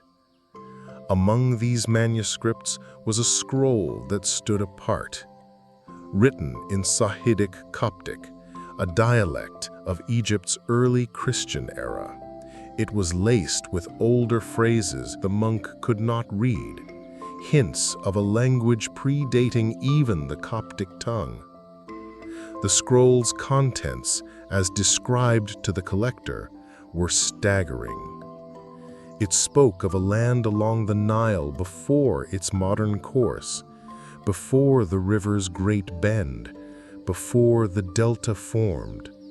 It described 3 great beacons of stone, not named as pyramids, but as structures aligned to the stars, sealed not as tombs, but as vaults of memory.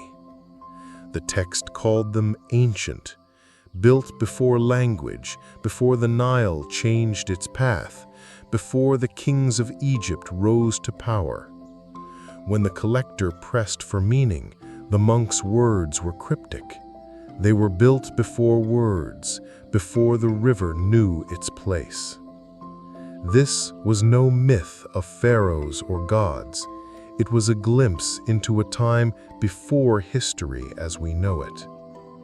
The collector purchased the scroll, along with others, and took it to Europe, where Orientalist scholars waited to decipher its secrets. The 19th century was a time of meticulous study, with universities and museums investing heavily in translating ancient texts. Linguists would have pored over the Coptic script, historians cross-referenced it with known sources, and archaeologists sought to match its descriptions to physical sites. The scroll promised to be a Rosetta Stone of sorts, a key to a chapter of human history we've never read. Its mention of the pyramids as beacons and vaults of memory suggested they were not tombs, but something else, perhaps repositories of knowledge built to survive a catastrophe that erased their creators. If true, this text could have shattered the timeline of Egyptian civilization, placing the pyramids in a prehistoric era, tied to a people we've never named.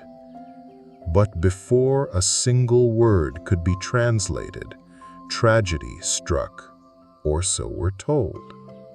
The details are maddeningly vague. Some accounts say a fire consumed the collector's private study, reducing the scroll to ash. Others claim it was an archive building, perhaps in Vienna or Lyon, where the manuscript was stored. The uncertainty itself is suspicious, as if the story was meant to blur into obscurity. What we know is this: the scroll was lost, along with much of the collector's collection, in a blaze that left no copies, no photographs, no detailed notes. This was no ordinary loss. In the 19th century, scholars understood the fragility of ancient texts. Important manuscripts were routinely copied, sketched, or described to prevent such disasters. The Neg Hammadi Library, another Coptic treasure, survived because of such care. Yet this scroll, potentially the most significant find of its time, vanished without a trace, leaving only a second-hand letter quoting the monk's cryptic words about the Nile and the beacons. The letter, the only surviving reference, offers no details beyond the monk's claim, as if the scroll's very existence was meant to be a whisper, not a shout. Historians dismiss the story as a misunderstanding, suggesting the scroll, if it existed, was a late Gnostic fable, a symbolic retelling of Egypt's mythic past. They point to the 19th century trade in fake relics, where locals sold forged artifacts to eager Europeans. But this explanation feels like containment, a way to tuck an uncomfortable possibility out of sight. If the scroll was a fake, why destroy it before its authenticity could be tested? Why ensure that no scholar, no linguist could ever examine its words?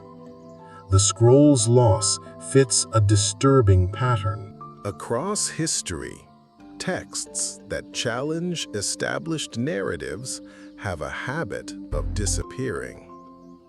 In the 1700s, French scholars reported an inscription near Aswan listing kings predating Menes, the supposed first pharaoh of Egypt. It could have extended Egypt's chronology by thousands of years, but the wall collapsed in an earthquake, its rubbings lost, the site never re-excavated. In the early 20th century, a German linguist claimed to have translated a Nubian papyrus mentioning stones of resonance west of the Nile, only to die in World War I, his notes scattered. Each incident alone seems like misfortune. Together, they suggest a designed invisible hand ensuring that certain truths never survive long enough to be heard. The Coptic scroll, with its talk of pyramids before language, fits this mold perfectly. It wasn't lost to time's decay, but to a fire that burned at the exact moment it might have spoken too much. What makes the scroll so haunting is what it might have said. If it described the pyramids as vaults of memory, built before the Nile's modern course, it aligns with other clues we've uncovered. The Sphinx's water erosion points to a time 7,000 years ago when rains fell on a green Sahara. The Great Pyramid's mathematical codes suggest knowledge of Earth's dimensions and cosmic cycles. The underground network beneath Giza hints at an infrastructure older than the pharaohs. The scroll could have tied these threads together, naming a civilization that built Giza's wonders before Egypt existed. A civilization that sealed its knowledge in stone, knowing its world was fading. The monk's words, "before the Nile changed," are particularly chilling. Geological records confirm the Nile's course shifted over millennia, its delta forming around 4000 BCE. If the scroll dated the pyramids to this earlier era, it would place them in a prehistoric world, challenging our understanding of human progress. This brings us to a darker question. Who had the power to destroy such a text, and why? The fire wasn't an act of war or conquest, like the burning of the Library of Alexandria, or the destruction of Maya codices by Spanish conquistadors. It happened in peacetime, in the hands of a collector who had every reason to preserve it. Was it an accident, or was it erased to protect a narrative? If the scroll proved the pyramids predated Egypt, it would unravel the myth of pharaonic creation, suggesting the Egyptians were inheritors, not originators. It would force us to rethink the origins of monumental architecture, the spread of advanced knowledge, and the possibility of a lost civilization, perhaps Atlantis, as Plato described, or another culture erased by catastrophe. Such a truth might have been too dangerous, not for national security, but for the stories we tell about our place in history. As you drift toward sleep, imagine holding that fragile scroll, its ink fading under your touch, its words hinting at a world before words. The Coptic scroll is gone, but its absence speaks louder than its text ever could. It's a reminder that some truths are too vast to be kept, too fragile to survive the flames of time or the hands that light them. The scroll burned, but its echo lingers, a whisper of a time when the pyramids stood before kings, before language, before the Nile carved its path, waiting for us to remember what was never meant to be forgotten. The Giza Plateau is a monument to human ingenuity, or so we're told. The Great Pyramid, the Sphinx, the temples, all credited to the 4th dynasty, a testament to Egypt's golden age. Yet every clue we've explored points to a different story. Water erosion suggesting a prehistoric origin. Mathematical codes too advanced for their time. Empty chambers that defy burial traditions. And texts like the Inventory Stela and Dream Stela that describe restoration, not creation. Beneath the plateau, a network of tunnels and voids hints at an older purpose, while robots uncover sealed doors that no one is allowed to open. A scroll speaking of pyramids before language vanishes in flames. Each discovery, each anomaly is met with the same response: dismissal, denial, or outright erasure. This isn't random. It's a pattern, a deliberate effort to control what we know about Giza.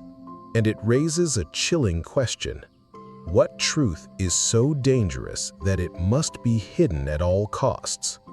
The heart of this concealment lies with Egyptology itself, a field built on rigorous study, but also on rigid narratives.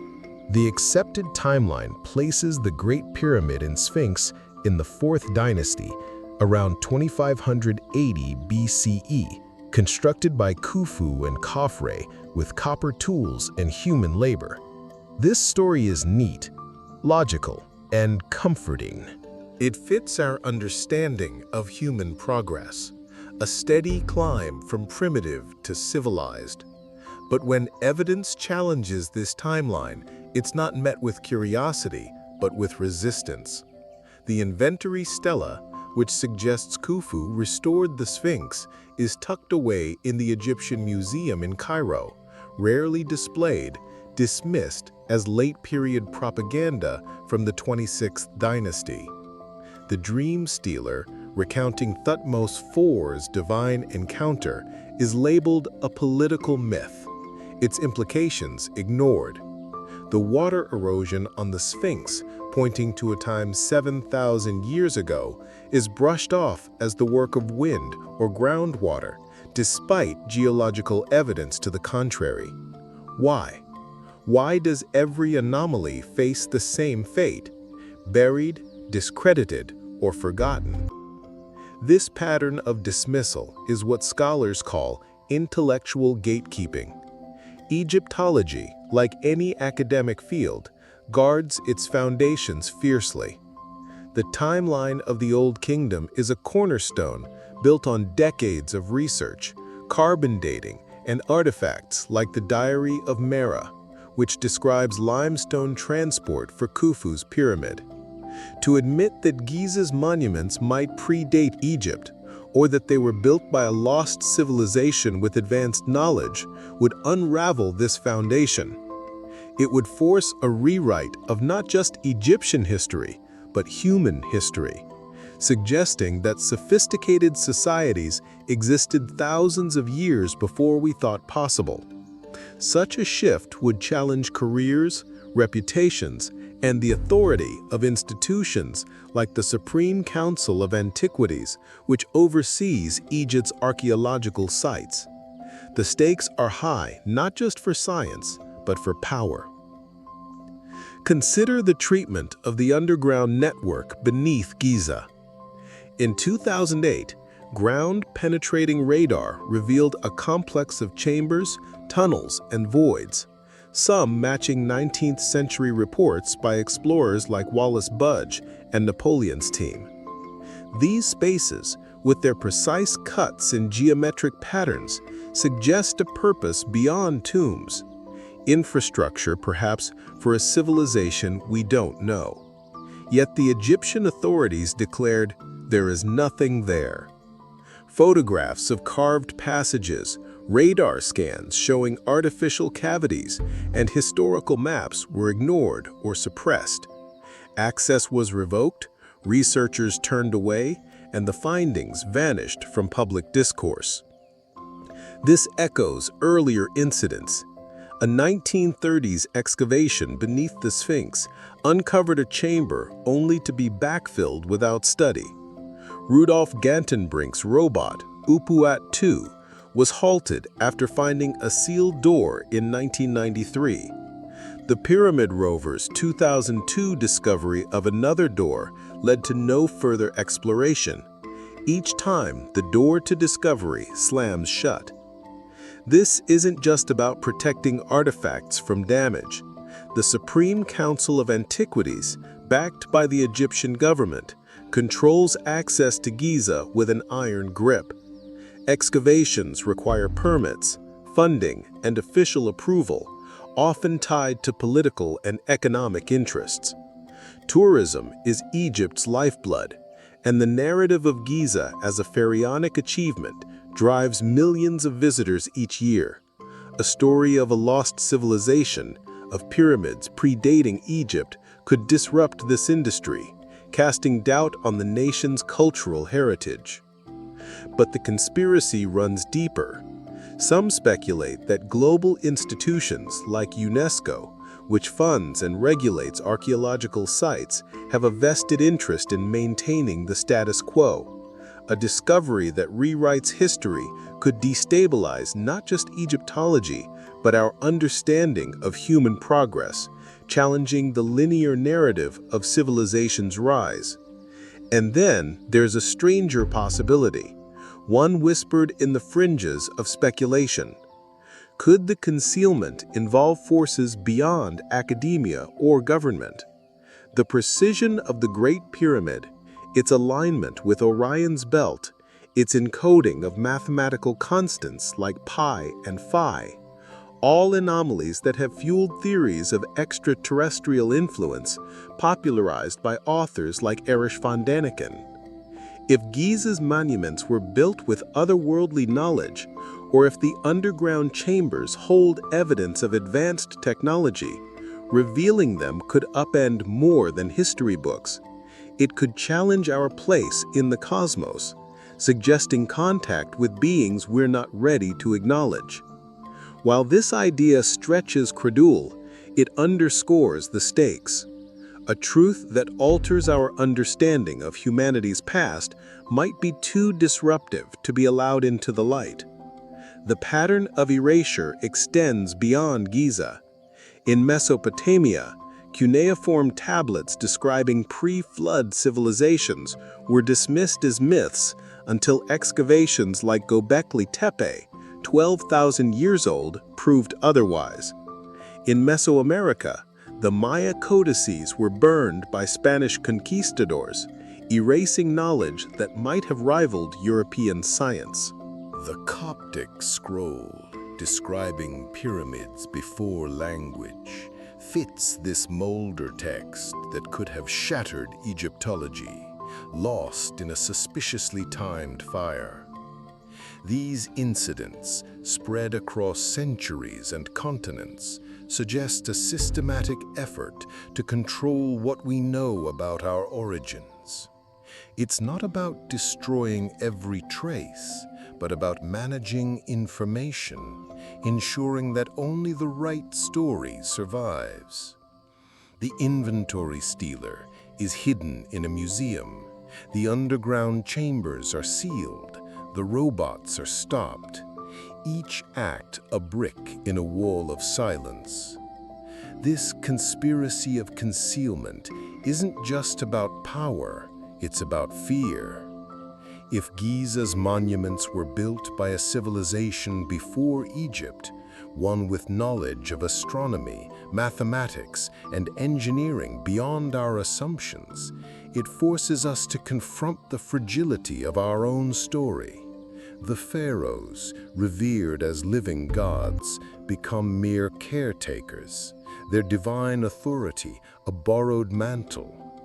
The timeline of human progress, so carefully constructed, becomes a lie, revealing gaps where advanced societies might have risen and fallen, their achievements buried by catastrophe or design. The institutions that guard Giza, Egypt's government, global organizations, even the academic world, may fear not just the truth, but its implications.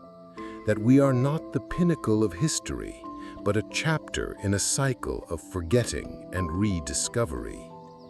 As you sink towards sleep, imagine standing before the Great Pyramid, its stones gleaming under the stars, its secrets locked in chambers and scrolls we'll never see.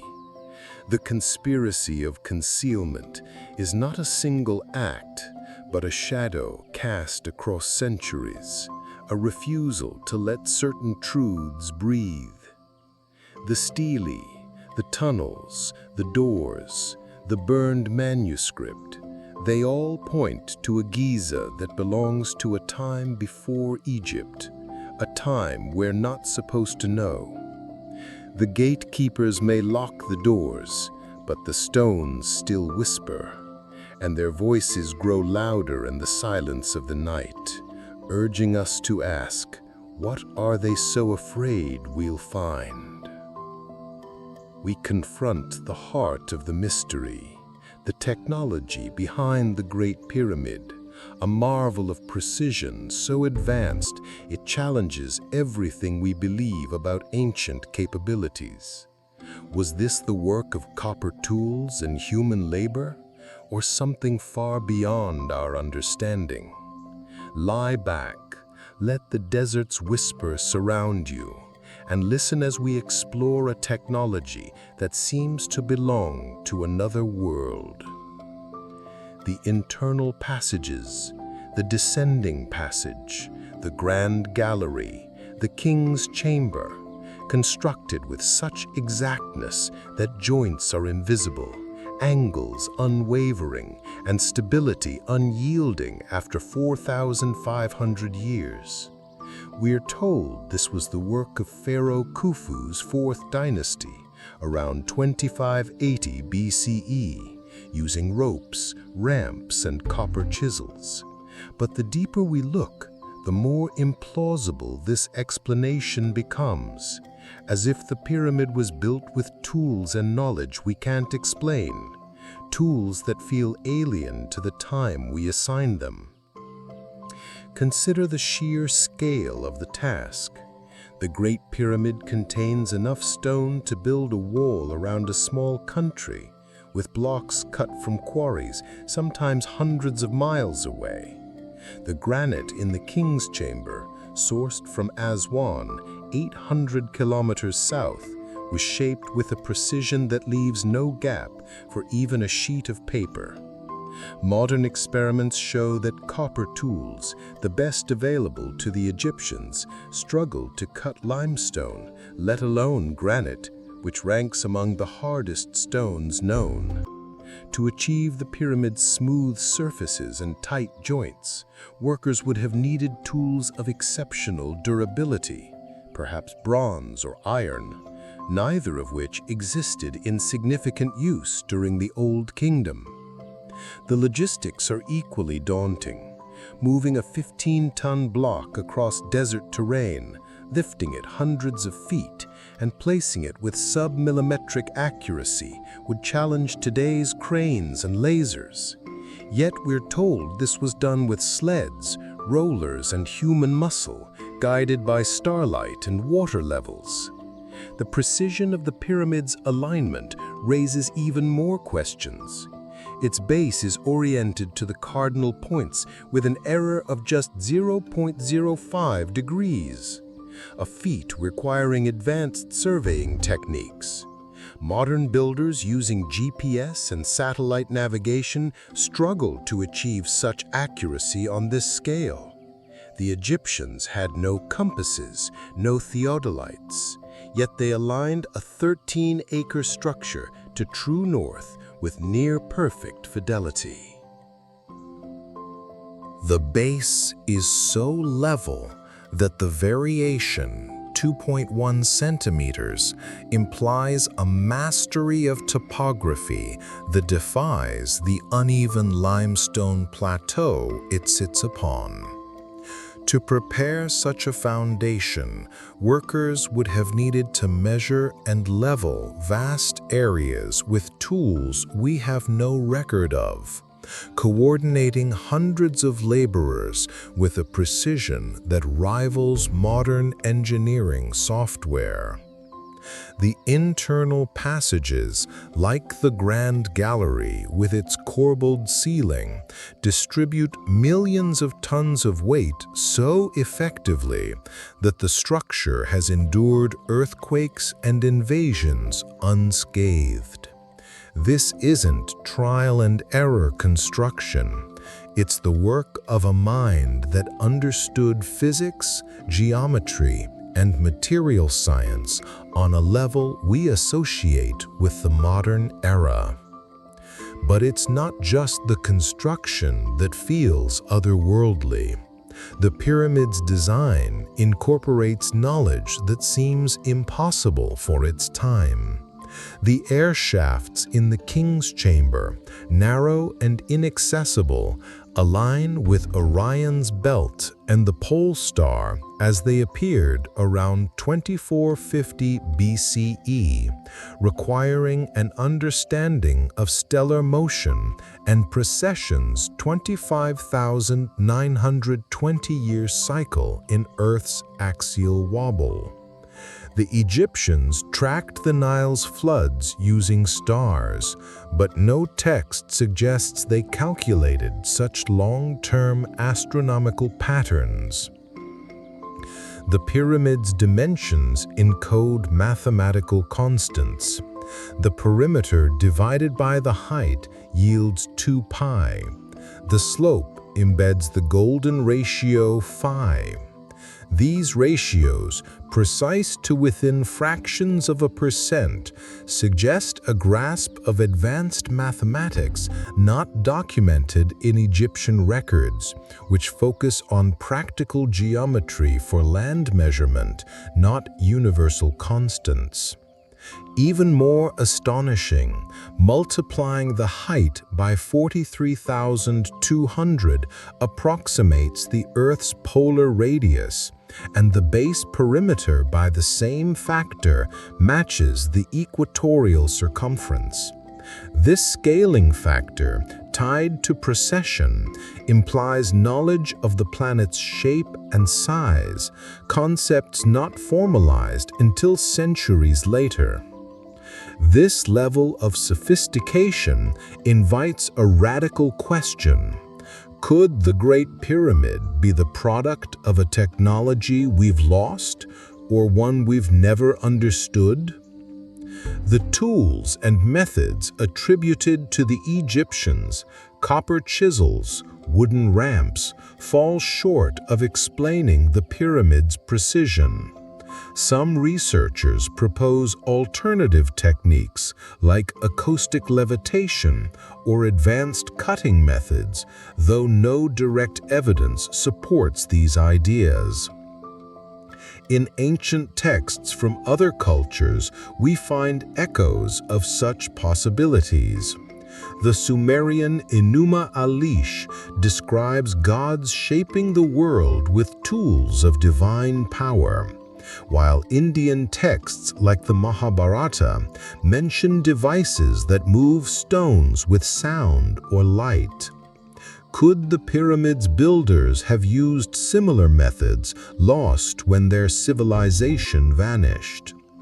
The absence of tool marks on the pyramid stones, especially in the smooth granite of the king's chamber, suggests a technology that worked stone with a finesse beyond chisels, perhaps abrasives, precision saws, or something we can't yet name. This idea finds parallels in other ancient sites.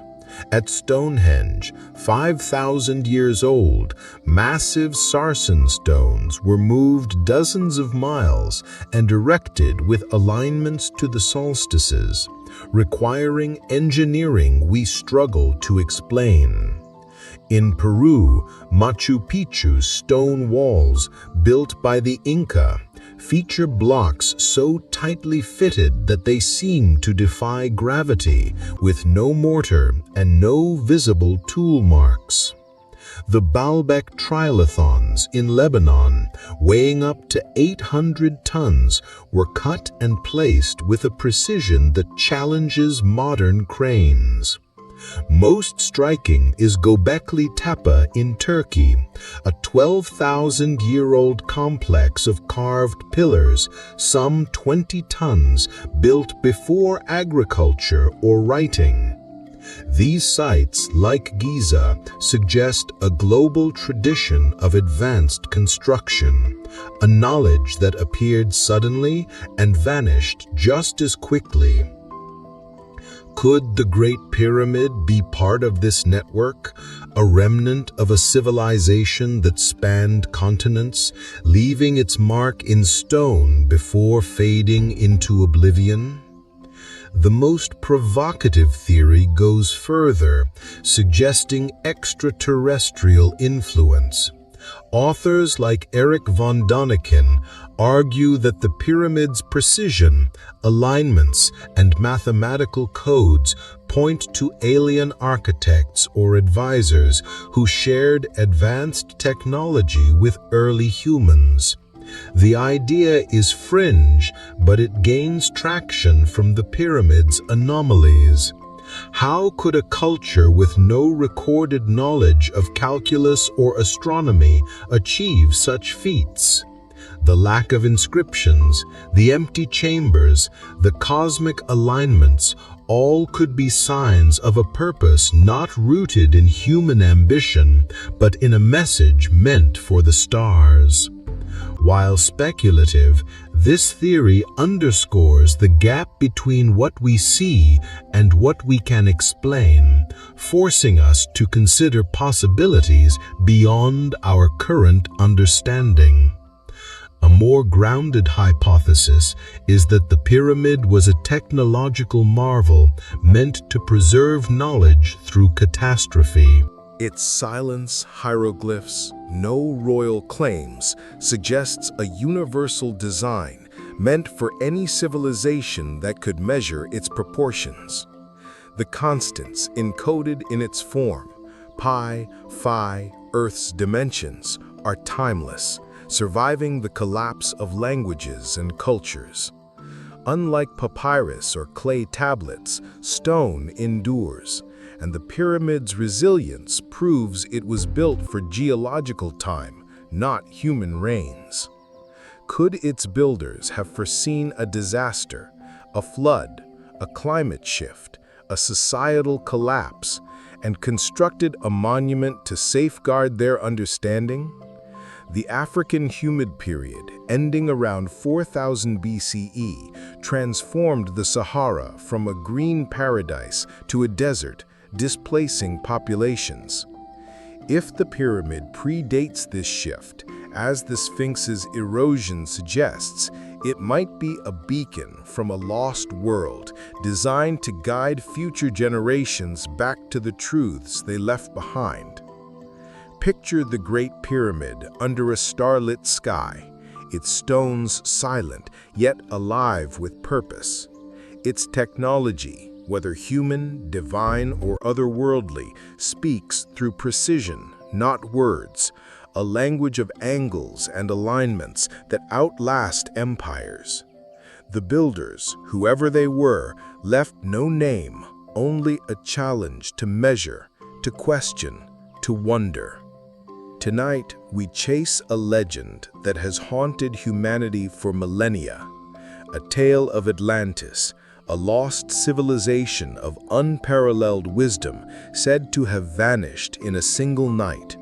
Could the monuments of Giza be its legacy, a final echo of a people erased by catastrophe?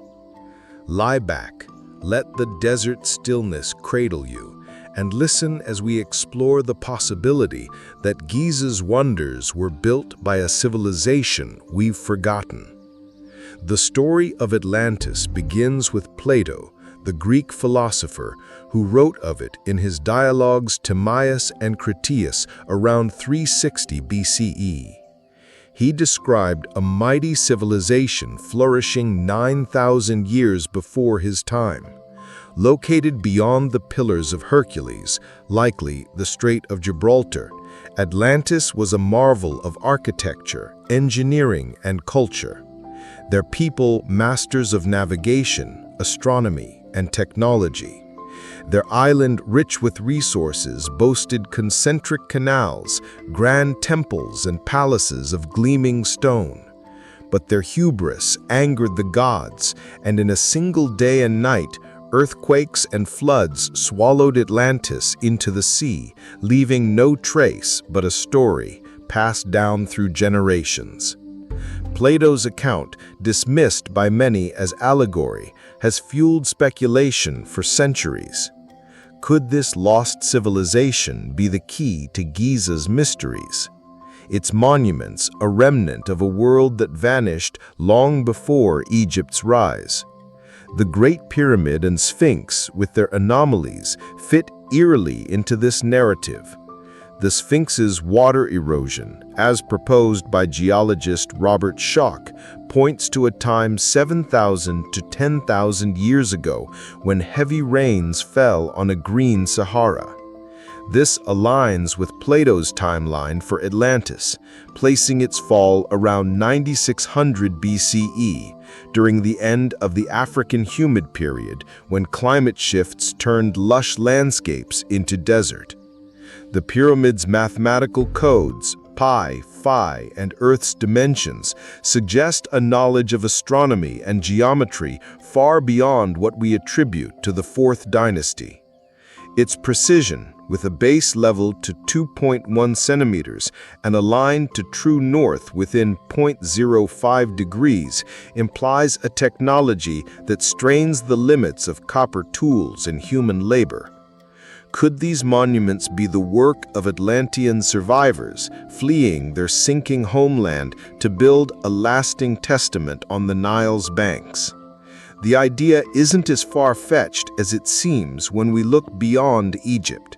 Across the world, ancient sites hint at a lost chapter of human history.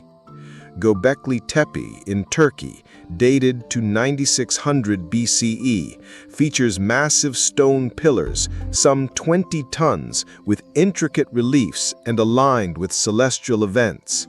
Built before agriculture or writing, it challenges our view of prehistoric societies as primitive. In Japan, the Yonaguni Monument, submerged off the coast, displays terraces and angles that suggest human craftsmanship from a time when sea levels were lower, possibly 10,000 years ago. In Bolivia, Pumapunku's stone blocks, cut with laser-like precision, defy explanation with Inca tools. These sites, like Giza, share a hallmark. They appear suddenly, fully formed, with no clear predecessors, as if drawing on a knowledge that vanished with its creators.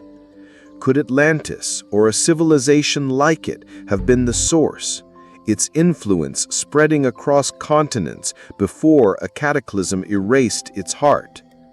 The Giza Plateau offers clues that resonate with this theory.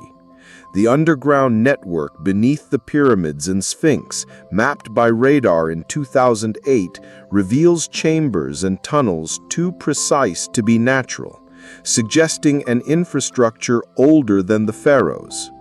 The Osiris shaft, with its empty stone box and strange acoustics, feels less like a tomb and more like a relic of a purpose we can't name. The Coptic scroll, lost to fire, spoke of beacons of stone, built before language, a description that echoes Plato's account of Atlantis's grand architecture. The inventory stela and dream stela portray Khufu and Thutmose IV as restorers, not builders, as if Giza's monuments were inherited from a time before Egypt. Together, these hints paint a picture of a civilization that left its mark in stone, knowing its world was fading, its knowledge at risk of being forgotten. But what kind of civilization could achieve this? Plato described Atlantis as a society of advanced engineers capable of building harbors, canals, and temples that rivaled the wonders of Greece. If the Great Pyramid was their work, its construction, 2.3 million blocks, some 15 tons, placed with sub-millimeter accuracy, suggests a mastery of logistics, mathematics, and material science. The pyramid's alignment with Orion's belt and the pole star, tied to the precession cycle of 25,920 years, implies an understanding of astronomy that Egypt's records don't reflect. The absence of hieroglyphs, so unlike Egyptian tombs, could indicate a culture that valued universal symbols, geometry, ratios over transient languages. Atlantis, or a similar civilization, might have built Giza as a time capsule, encoding knowledge in stone to survive a catastrophe they foresaw, whether flood, quake, or climate shift. This brings us to the legend of the Hall of Records, a concept popularized by the mystic Edgar Cayce in the early 20th century. Cayce claimed that beneath the Sphinx lies a chamber containing the wisdom of Atlantis, texts, tools, perhaps technologies that could redefine our past. Radar scans in the 1980s and 2000s detected voids beneath the Sphinx and pyramids, supporting the idea of hidden spaces. The sealed doors found by robots in the Great Pyramid's shafts, one in 1993 by Upat II and another in 2002 by the Pyramid rover, could lead to such a chamber. The copper pins on the first door, symbolic of divine power, might mark a threshold to this archive meant only for those ready to understand its contents. The Egyptian authorities' refusal to explore these spaces, dismissing them as nothing, fuels speculation that they know or fear what lies within. The Atlantis theory also connects to a broader pattern of lost civilizations. In Sumerian texts, the Enuma Elish speaks of a world before the flood, shaped by gods with divine tools. The Hindu Mahabharata describes ancient cities with technologies that sound like science fiction. These myths across cultures share a common thread. A golden age of knowledge ended by catastrophe, leaving only fragments in stone or story. The end of the African humid period around 4000 BCE transformed the Sahara into a desert, forcing populations to the Nile where Egypt would rise. If Atlantis existed, its survivors might have carried their knowledge to Giza, building monuments to preserve what their island could not. The Sphinx's erosion, the pyramid's codes, the underground network, all could be their legacy, a message to future generations that their world once was. Yet the silence surrounding these possibilities is deafening. The Egyptian authorities, backed by institutions like UNESCO, tightly control Giza's excavations. Discoveries that challenge the 4th Dynasty timeline, radar scans, robot findings, ancient texts dismissed or suppressed. This pattern of concealment, as we've seen, suggests a fear not of artifacts, but of ideas. If Giza was built by a lost civilization, it would mean the pharaohs were not the architects of their greatest wonders, but inheritors, claiming a legacy they couldn't replicate.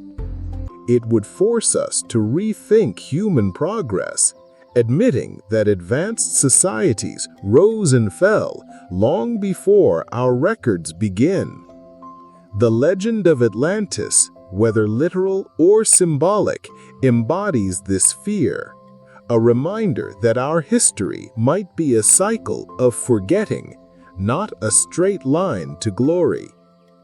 Imagine the lost shores of Atlantis, its temples sinking beneath the waves, its people scattering to build one final monument under Egypt's stars. The Great Pyramid and Sphinx stand as their echo, silent yet enduring, their secrets buried in stone and sand. The legend of Atlantis is more than a story. It's a question asking us to look beyond the pharaohs, beyond our timelines, to a civilization that left its mark not to be remembered, but to ensure we never forget what we've lost. The Great Pyramid of Giza is a marvel of stone. Its 2.3 million blocks, a testament to precision that defies ancient tools. But it's not just the visible structure that captivates. It's the invisible, the way sound moves within its chambers. As if the builders understood principles of acoustics we're only beginning to grasp. Step into the king's chamber, the granite heart of the pyramid, and you'll feel it. A space where whispers linger, where certain tones seem to vibrate the air itself. The chamber, built from massive granite blocks hauled from Aswan 800 kilometers away, is a box of perfect proportions, 10 meters long, 5 meters wide, 5.8 meters high. Its walls fitted so tightly no blade can slip between, creates an acoustic environment unlike any other in Egypt. Speak softly, and your voice carries with unnatural clarity. Chant a low note, and the stone seems to hum in response, as if tuned to a frequency woven into its design. This isn't imagination, it's measurable. Researchers, including acoustic engineers, have studied the king's chamber and found that its dimensions align with harmonic ratios, creating a resonance that amplifies specific frequencies. A tone at around 110 Hz, for instance, produces a standing wave, a vibration that feels almost physical, as if the chamber was built to capture and enhance sound. The granite, rich in quartz, is a natural conductor of vibration, its crystalline structure capable of resonating like a tuning fork. When struck or exposed to certain sounds, the stone vibrates, sustaining notes in ways that suggest intentional design. This isn't the chaotic echo of a cave or tomb. It's a controlled acoustic space engineered to manipulate sound with a precision that rivals modern concert halls. The phenomenon extends beyond the king's chamber. Deep beneath the Giza Plateau, in the Osiris shaft near Khafre's Causeway, another acoustic mystery unfolds. This vertical tunnel, plunging over 30 meters into the bedrock, ends in a chamber with 6 side niches and a stone box empty of any burial traces. Here, too, sound behaves strangely. Whispers carry across the room with startling clarity, while louder sounds seem muffled, absorbed by the stone. Acoustic tests reveal that the chamber resonates at low frequencies, around 100–120 Hz, creating a sensation that some describe as trance-like, as if the space was designed to alter perception. The smooth walls, carved with consistent tool marks, enhance this effect, suggesting a deliberate understanding of how sound interacts with stone. This isn't a tomb, but a chamber built to sing, to hold vibrations that connect the physical and the intangible. What could this mean?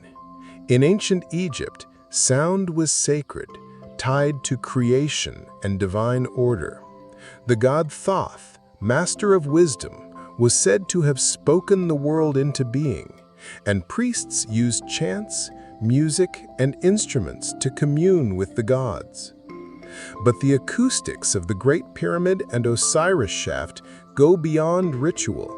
They suggest a technology of sound, a mastery of physics that could harness vibrations for purposes we can't fully comprehend. Some researchers propose that the king's chamber was a resonance chamber designed to amplify specific frequencies for spiritual or practical effects.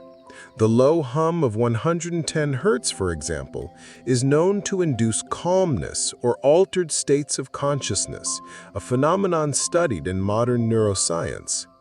Could the builders have used sound to influence the mind, to connect with cosmic forces, or even to manipulate energy?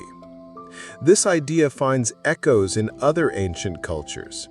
In Malta, the Hypogeum of Al-Saflini, a 5,000-year-old underground temple, has chambers tuned to resonate at 110, 111 Hz, creating effects that some believe were used for rituals or healing. In Peru, Chavan de Ants stone corridors amplify low-frequency sounds, guiding priests through darkened passages with acoustic cues. These sites, like Giza, suggest a global tradition of acoustic engineering, where sound was not just art, but technology used to shape experience or environment. The Great Pyramid's granite, with its quartz content, could act as a piezoelectric material, generating small electric charges under vibration. While speculative, this aligns with theories inspired by Nikola Tesla, who believed ancient structures could harness Earth's natural energies through resonance. Could the pyramid be a machine, not of gears, but of frequencies, built to tap into forces we've forgotten how to use? The implications are profound. If the pyramid and its subterranean chambers were designed for resonance, they might serve a purpose beyond symbolism. Some researchers, like engineer Christopher Dunn, argue that the Great Pyramid was a power generator, using sound or vibration to produce energy.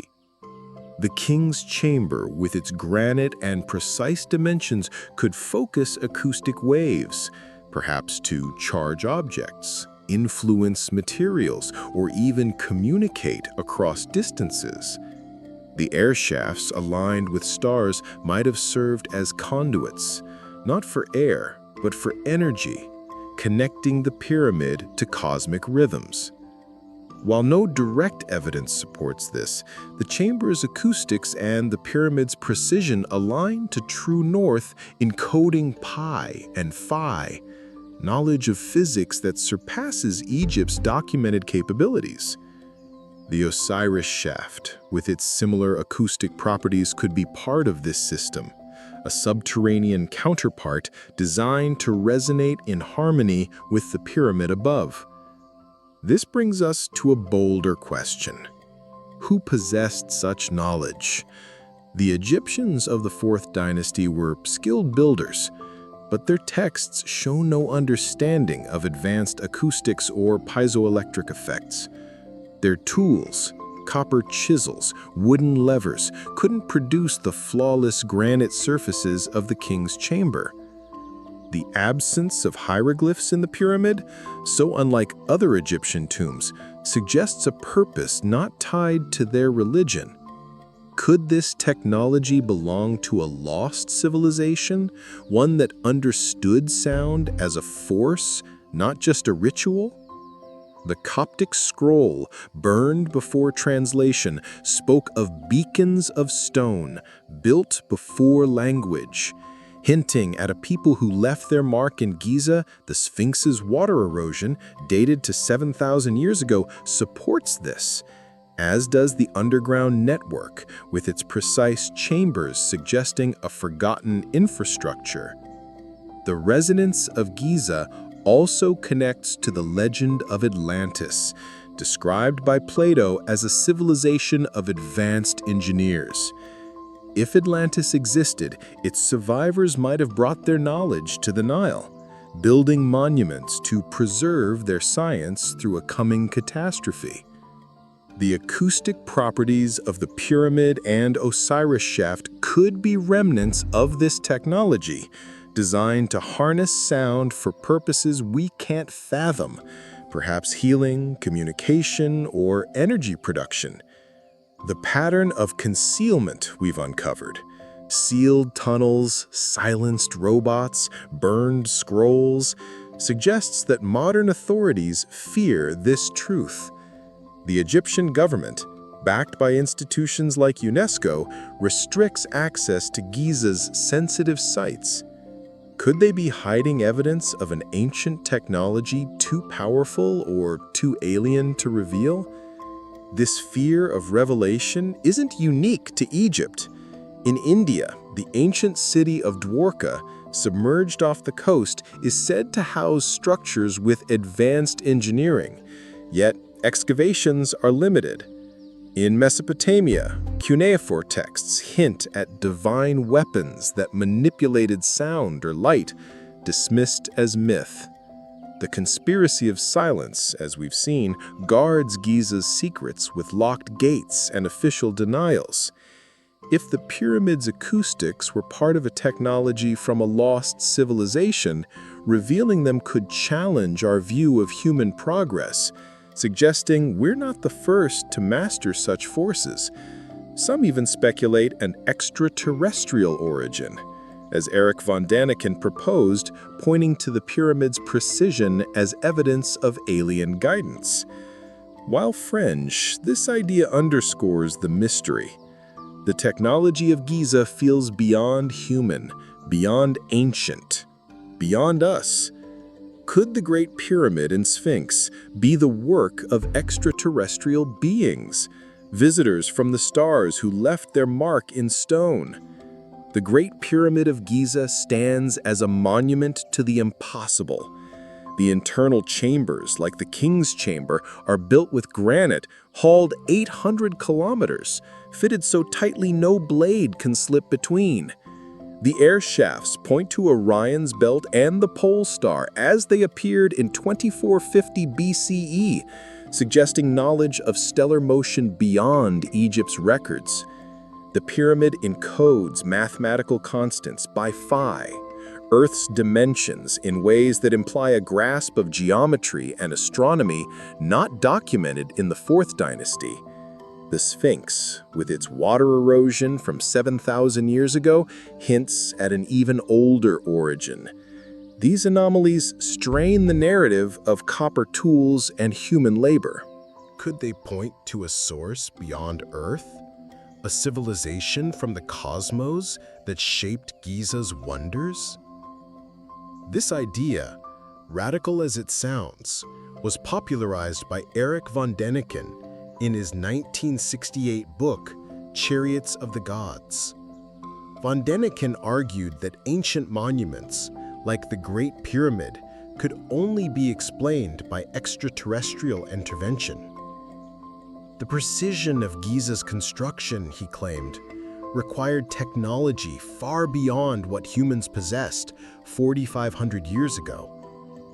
Moving 15-ton blocks, aligning structures to celestial bodies, encoding universal constants. These feats suggest tools or knowledge not found in Egyptian texts. The absence of hieroglyphs in the pyramid, unlike every other royal tomb, adds to the mystery. Why build such a monument and leave no claim, no story? Unless the builders were not of this world, their purpose not tied to human glory. Von Däniken proposed that aliens visited Earth, sharing their technology with early humans, or building these structures as beacons, observatories, or even landing sites. The evidence, while speculative, is compelling when viewed through this lens. The Great Pyramid's alignment to true north within a fraction of a degree requires a global perspective, knowledge of Earth's axis and magnetic field, concepts not recorded in ancient Egypt. The air shaft's stellar alignments targeting Orion and the Pole Star suggest a fixation on the cosmos, as if the pyramid were a bridge between Earth and the heavens. Orion in Egyptian mythology was linked to Osiris, god of rebirth, but the precision of these alignments implies a scientific understanding, not just religious symbolism. The pyramid's mathematical codes, its perimeter yielding 2 pi when divided by its height, its slope embedding the golden ratio, point to a universal language, one that might resonate with beings who navigate the stars. The lack of inscriptions, so unlike Egypt's verbose tombs, could mean the builders spoke through geometry, a language that transcends planets. Beyond Giza, other ancient sites fuel this hypothesis. In Peru, the Nazca lines, massive geoglyphs visible only from the air, stretch across the desert, their purpose unknown. Were they signals to skyward visitors, as von Däniken suggested? In Bolivia, Puma Punku's stone blocks, cut with precision that defies Inca tools, seem to belong to a technology we can't explain. The megaliths of Baalbek, Lebanon, weighing up to 800 tons, challenge human engineering even today. These sites, like Giza, share a hallmark. They appear suddenly, with no clear technological predecessors, as if gifted by a source beyond Earth. The Sumerian Anunnaki, gods said to come from the heavens, are described in ancient texts as teachers of civilization. Could they, or beings like them, have guided the construction of Giza, leaving monuments as proof of their presence? The underground network beneath Giza adds another layer. Radar scans in 2008 revealed chambers and tunnels, some with geometric precision, suggesting an infrastructure older than the pharaohs. The Osiris shaft, with its empty stone box and eerie acoustics, resonates at frequencies that alter perception, hinting at a purpose tied to sound or energy. Could these spaces be remnants of extraterrestrial technology, designed for communication, energy production, or even interstellar signaling? The sealed doors in the pyramid shafts, found by robots in 1993 and 2002, bear copper pins, metals sacred to Egyptian gods associated with divine power. Were these markers for a technology we can't comprehend, left by beings who knew their creations would outlast their visit? This brings us to the most provocative question: why the silence? The Egyptian authorities, through the Supreme Council of Antiquities, have consistently blocked exploration of Giza's hidden spaces.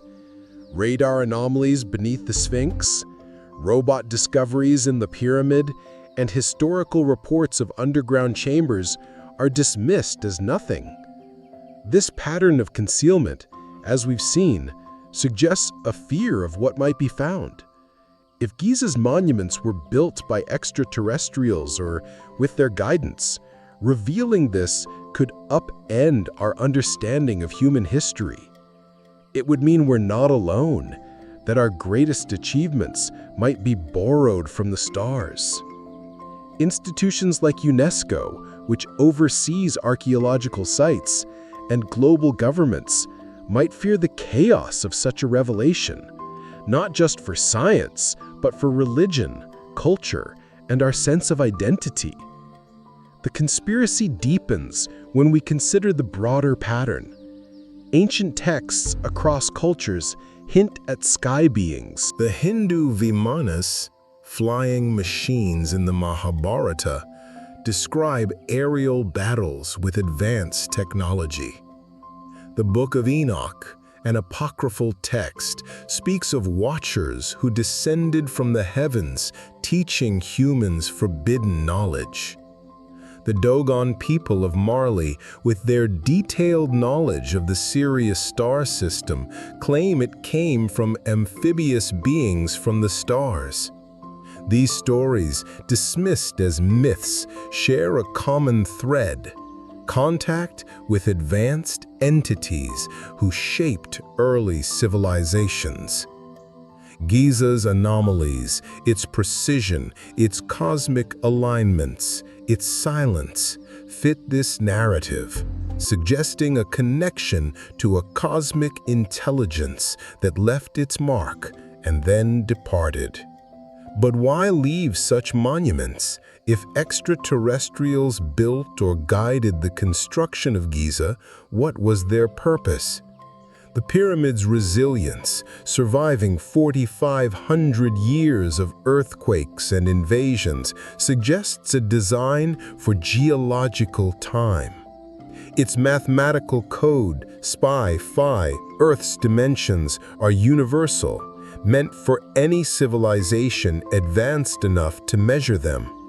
Could it be a beacon signaling to future visitors or to humanity when we're ready? The Sphinx gazing at the equinox sunrise might mark a cosmic rendezvous point, its water-worn stone a testament to its age. The underground chambers, sealed and silent, could house technology or records, waiting for a time when we're prepared to understand.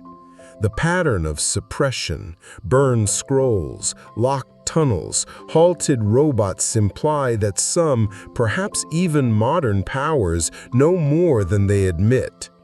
The internal chambers, the King's Chamber, the Grand Gallery, the subterranean passages are constructed with granite and limestone fitted so tightly that no blade can slip between.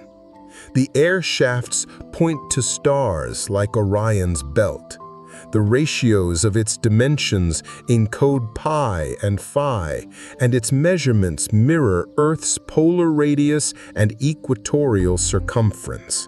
We're told this was Khufu's tomb, built around 2580 BCE, but the absence of hieroglyphs, grave goods, or a mummy challenges that story. The pyramid's silence, its cosmic alignments, its enduring strength, they suggest a purpose far grander than a pharaoh's afterlife. What if the pyramid was never meant to honor the dead, but to safeguard knowledge for the living, for a future that might forget everything else? This idea transforms the pyramid from a monument into a machine, not of gears or wires, but of geometry and endurance. Its design is too precise, too universal to serve only one king or one era. The constants it encodes, pi and phi, the Earth's dimensions, are timeless, independent of language, culture, or belief. Unlike papyrus scrolls or clay tablets which crumble or become unreadable, stone endures. Unlike hieroglyphs which require a Rosetta Stone to decipher, mathematics speaks to any civilization with the tools to measure. The pyramid's silence, its lack of inscriptions, is not an omission but a stratagem, a way to ensure its message survives the collapse of empires, the loss of languages, the forgetting of gods. It stands as a repository, a vault of knowledge meant to outlast catastrophe and guide a future world back to truths it might have lost. The pyramid's mathematical codes are the key to this purpose. Divide its perimeter, 921.6 meters, by its height, 146.6 meters, and you get 6.2857 within 0.1% of 2 pi. The slope at 51.84 degrees, 84 degrees, embeds the golden ratio phi, a constant revered across cultures for its harmony. Multiply the height by 43,200 and you approximate the Earth's polar radius. Multiply the perimeter by the same factor and you match the equatorial circumference. This 43,200 is no accident. It's tied to the precession of the equinoxes, a 25,920-year cycle in Earth's axial wobble, a phenomenon requiring centuries of observation to detect.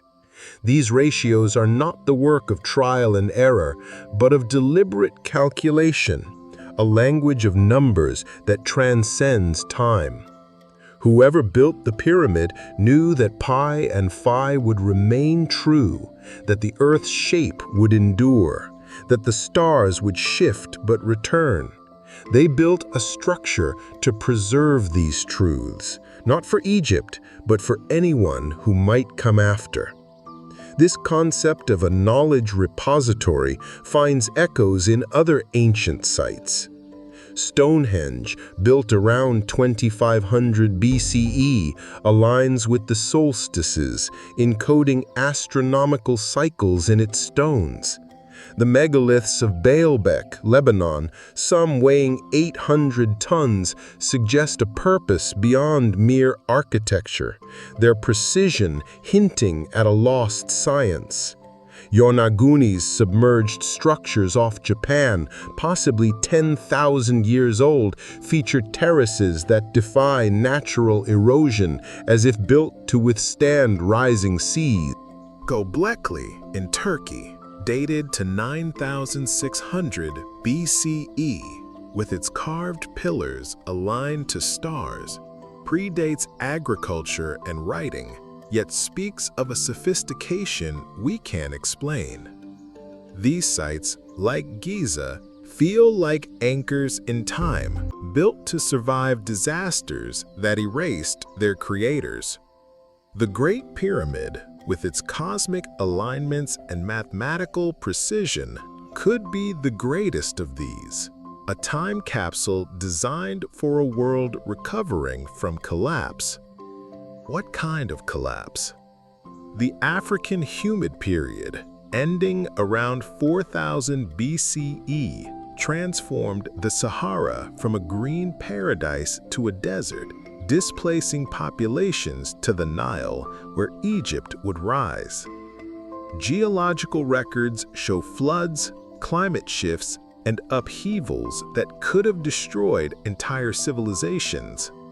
Plato's legend of Atlantis, a society swallowed by the sea 9,000 years before his time, might reflect such a catastrophe. If the pyramid's builders, whether Atlantean, extraterrestrial, or a lost human culture, foresaw this, they might have constructed Giza as a safeguard, a way to preserve their knowledge through the chaos. The pyramid's resilience, surviving earthquakes, invasions, and 4,500 years proves it was built for geological time, not human reigns. Its silencing, no hieroglyphs, no royal claims, ensures its message is universal, meant for any civilization in any era that can measure its truths. The pyramid's acoustics, as we've explored, deepen this purpose. The king's chamber resonates at frequencies like 110 Hz, inducing calm or altered states, while the Osiris shaft below amplifies whispers in uncanny ways. These properties suggest a technology of sound, perhaps used to connect with cosmic forces or preserve knowledge through vibration.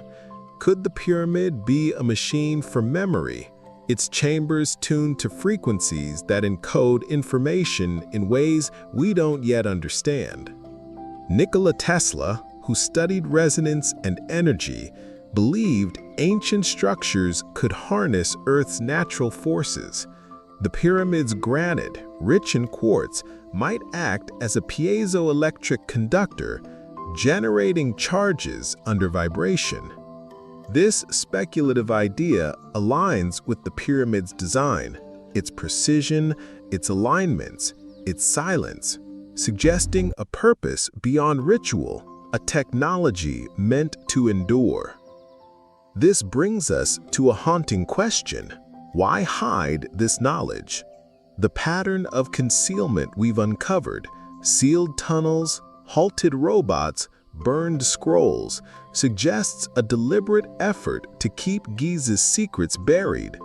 The Egyptian authorities, backed by institutions like UNESCO, restrict access to sensitive sites, dismissing radar anomalies and robot discoveries as nothing.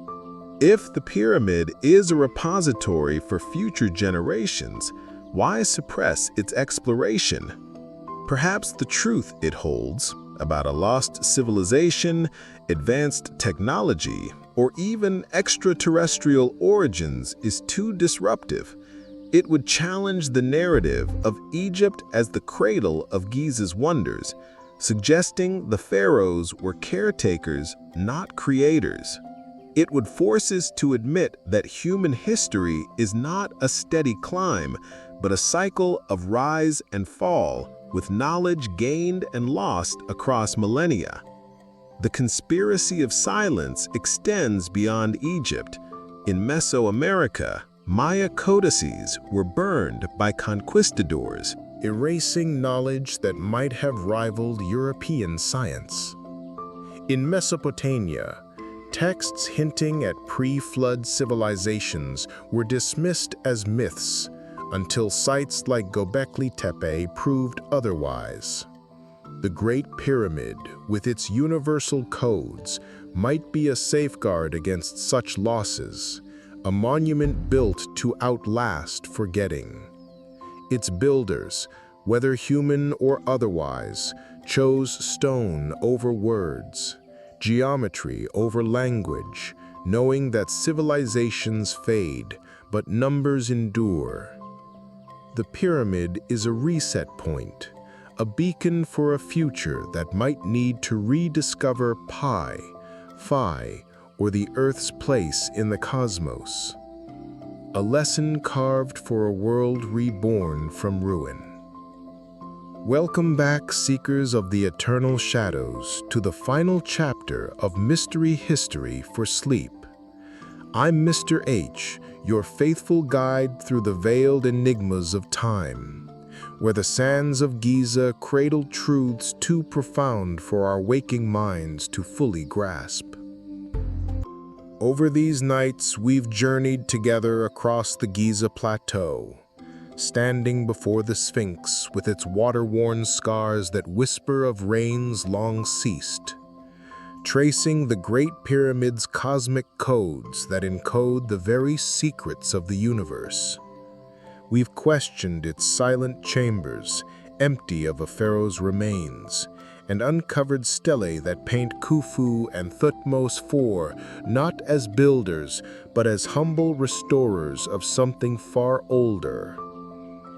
We've descended into the hidden tunnels beneath Giza, followed robots to sealed doors that guard unspoken mysteries, and mourned a Coptic scroll lost to flames before its words could rewrite our past. We've unraveled a conspiracy of silence woven by those in power, explored the legend of Atlantis as a possible cradle for these wonders, and even dared to consider extraterrestrial hands shaping the stones. We've listened to the pyramid's resonant hum, a symphony of ancient physics that hints at technologies beyond our comprehension. Now, as the desert night deepens and the stars wheel overhead in their eternal dance, we arrive at the conclusion, a moment to weave these threads into a tapestry that reveals the true shape of Giza's enigma. It's not a shape of kings or gods, not a monument to glory or death. It's the shape that memory forgot, a form carved in stone to defy forgetting itself, a repository designed not for the past, but for the future. The Great Pyramid, the Sphinx, the entire plateau, they stand as a silent archive, a vault of knowledge built to endure the collapse of worlds, waiting for a time when humanity might need to remember what it has lost. Close your eyes. Let the gentle rhythm of my voice carry you, and allow this final tale to unfold like the horizon at dawn, revealing the light in the darkness. From the beginning, the clues have pointed to a truth that transcends Egypt's pharaohs. The Sphinx, with its erosion patterns carved by rains that fell 7,000 years ago, predates the arid desert we know, suggesting a builder from a greener, forgotten era. The Great Pyramid, its base aligned to true north with impossible precision, encodes pi and phi in its dimensions, mirroring Earth's curvature and the precession of the equinox. Knowledge that should have required telescopes and calculus, tools absent from ancient Egypt's arsenal. The empty king's chamber, resonant with frequencies that alter perception, feels less like a tomb and more like a chamber tuned to cosmic harmonies. The stele inventory and the dreams speak of restoration, not creation, as if Khufu and Thutmose IV stumbled upon sacred sites they could honor but not claim. The underground network, with its precise chambers and uncanny acoustics, hints at an infrastructure for a purpose we can't name. While sealed doors discovered by robots remain unopened, their copper pins glinking like warnings from another time. These elements, woven together, form a narrative not of Egypt's triumph, but of inheritance, a legacy from a lost civilization that knew its end was near. Whether Atlantis, as Plato described, sinking beneath waves in a cataclysm of floods and quakes, or another advanced society erased by the Sahara's transformation, the builders of Giza seem to have foreseen oblivion. They didn't inscribe their names or stories in hieroglyphs, knowing languages fade and cultures crumble. Instead, they encoded their wisdom in the universal tongue of mathematics and geometry, carving constants like pi and phi into stone that would outlast empires. The pyramid's silence is its strength, a message meant for any future, any people who might measure its slopes and rediscover the Earth's shape, the stars' cycles, the ratios that bind the cosmos. Imagine a world on the brink of collapse. Rains failing, seas rising, societies fracturing under the weight of change. The builders, masters of astronomy and engineering, construct a monument to survive the storm, not to glorify themselves, but to anchor knowledge for those who come after. They align it to the stars, knowing Orion's belt would return in its cycle, a celestial clock ticking through millennia. They tune its chambers to resonate, perhaps to preserve information in vibrations or to guide future seekers through altered states of awareness. The Sphinx, half lion, half god, gazes at the equinox sunrise, marking the renewal of time. Its water scars a record of the deluge that nearly claimed their world. This is no tomb for a king, but a library for humanity, a repository where the shape of memory endures even when memory itself is forgotten. The conspiracy of concealment we've uncovered makes sense in this light. The Egyptian authorities, academics, and global institutions guard Giza not just for tourism or preservation, but because its truth threatens our fragile sense of progress. If the pyramid is a time capsule from a lost civilization, it admits that advanced knowledge has risen and fallen before, that our own world might not be the pinnacle, but a fleeting chapter. The burned Coptic scroll describing beacons of stone before language was silenced to prevent this revelation. The sealed doors, the dismissed radar scans, the halted explorations, they all protect a narrative that keeps us blind to our cyclical past. Even the bold hypothesis of extraterrestrial involvement fits here.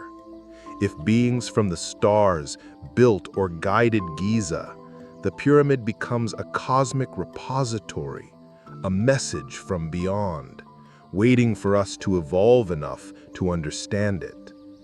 But the pyramid's true power lies in its patience. It doesn't demand belief or worship. It simply stands, its stones weathering time, its codes waiting to be measured anew. For a future civilization emerging from ruins, perhaps after our own collapse, sight offers a blueprint. The ratio of pi to rebuild circles, 5 for harmony and design, Earth's dimensions to map the planet. The alignments to Orion remind them of the stars' eternal dance.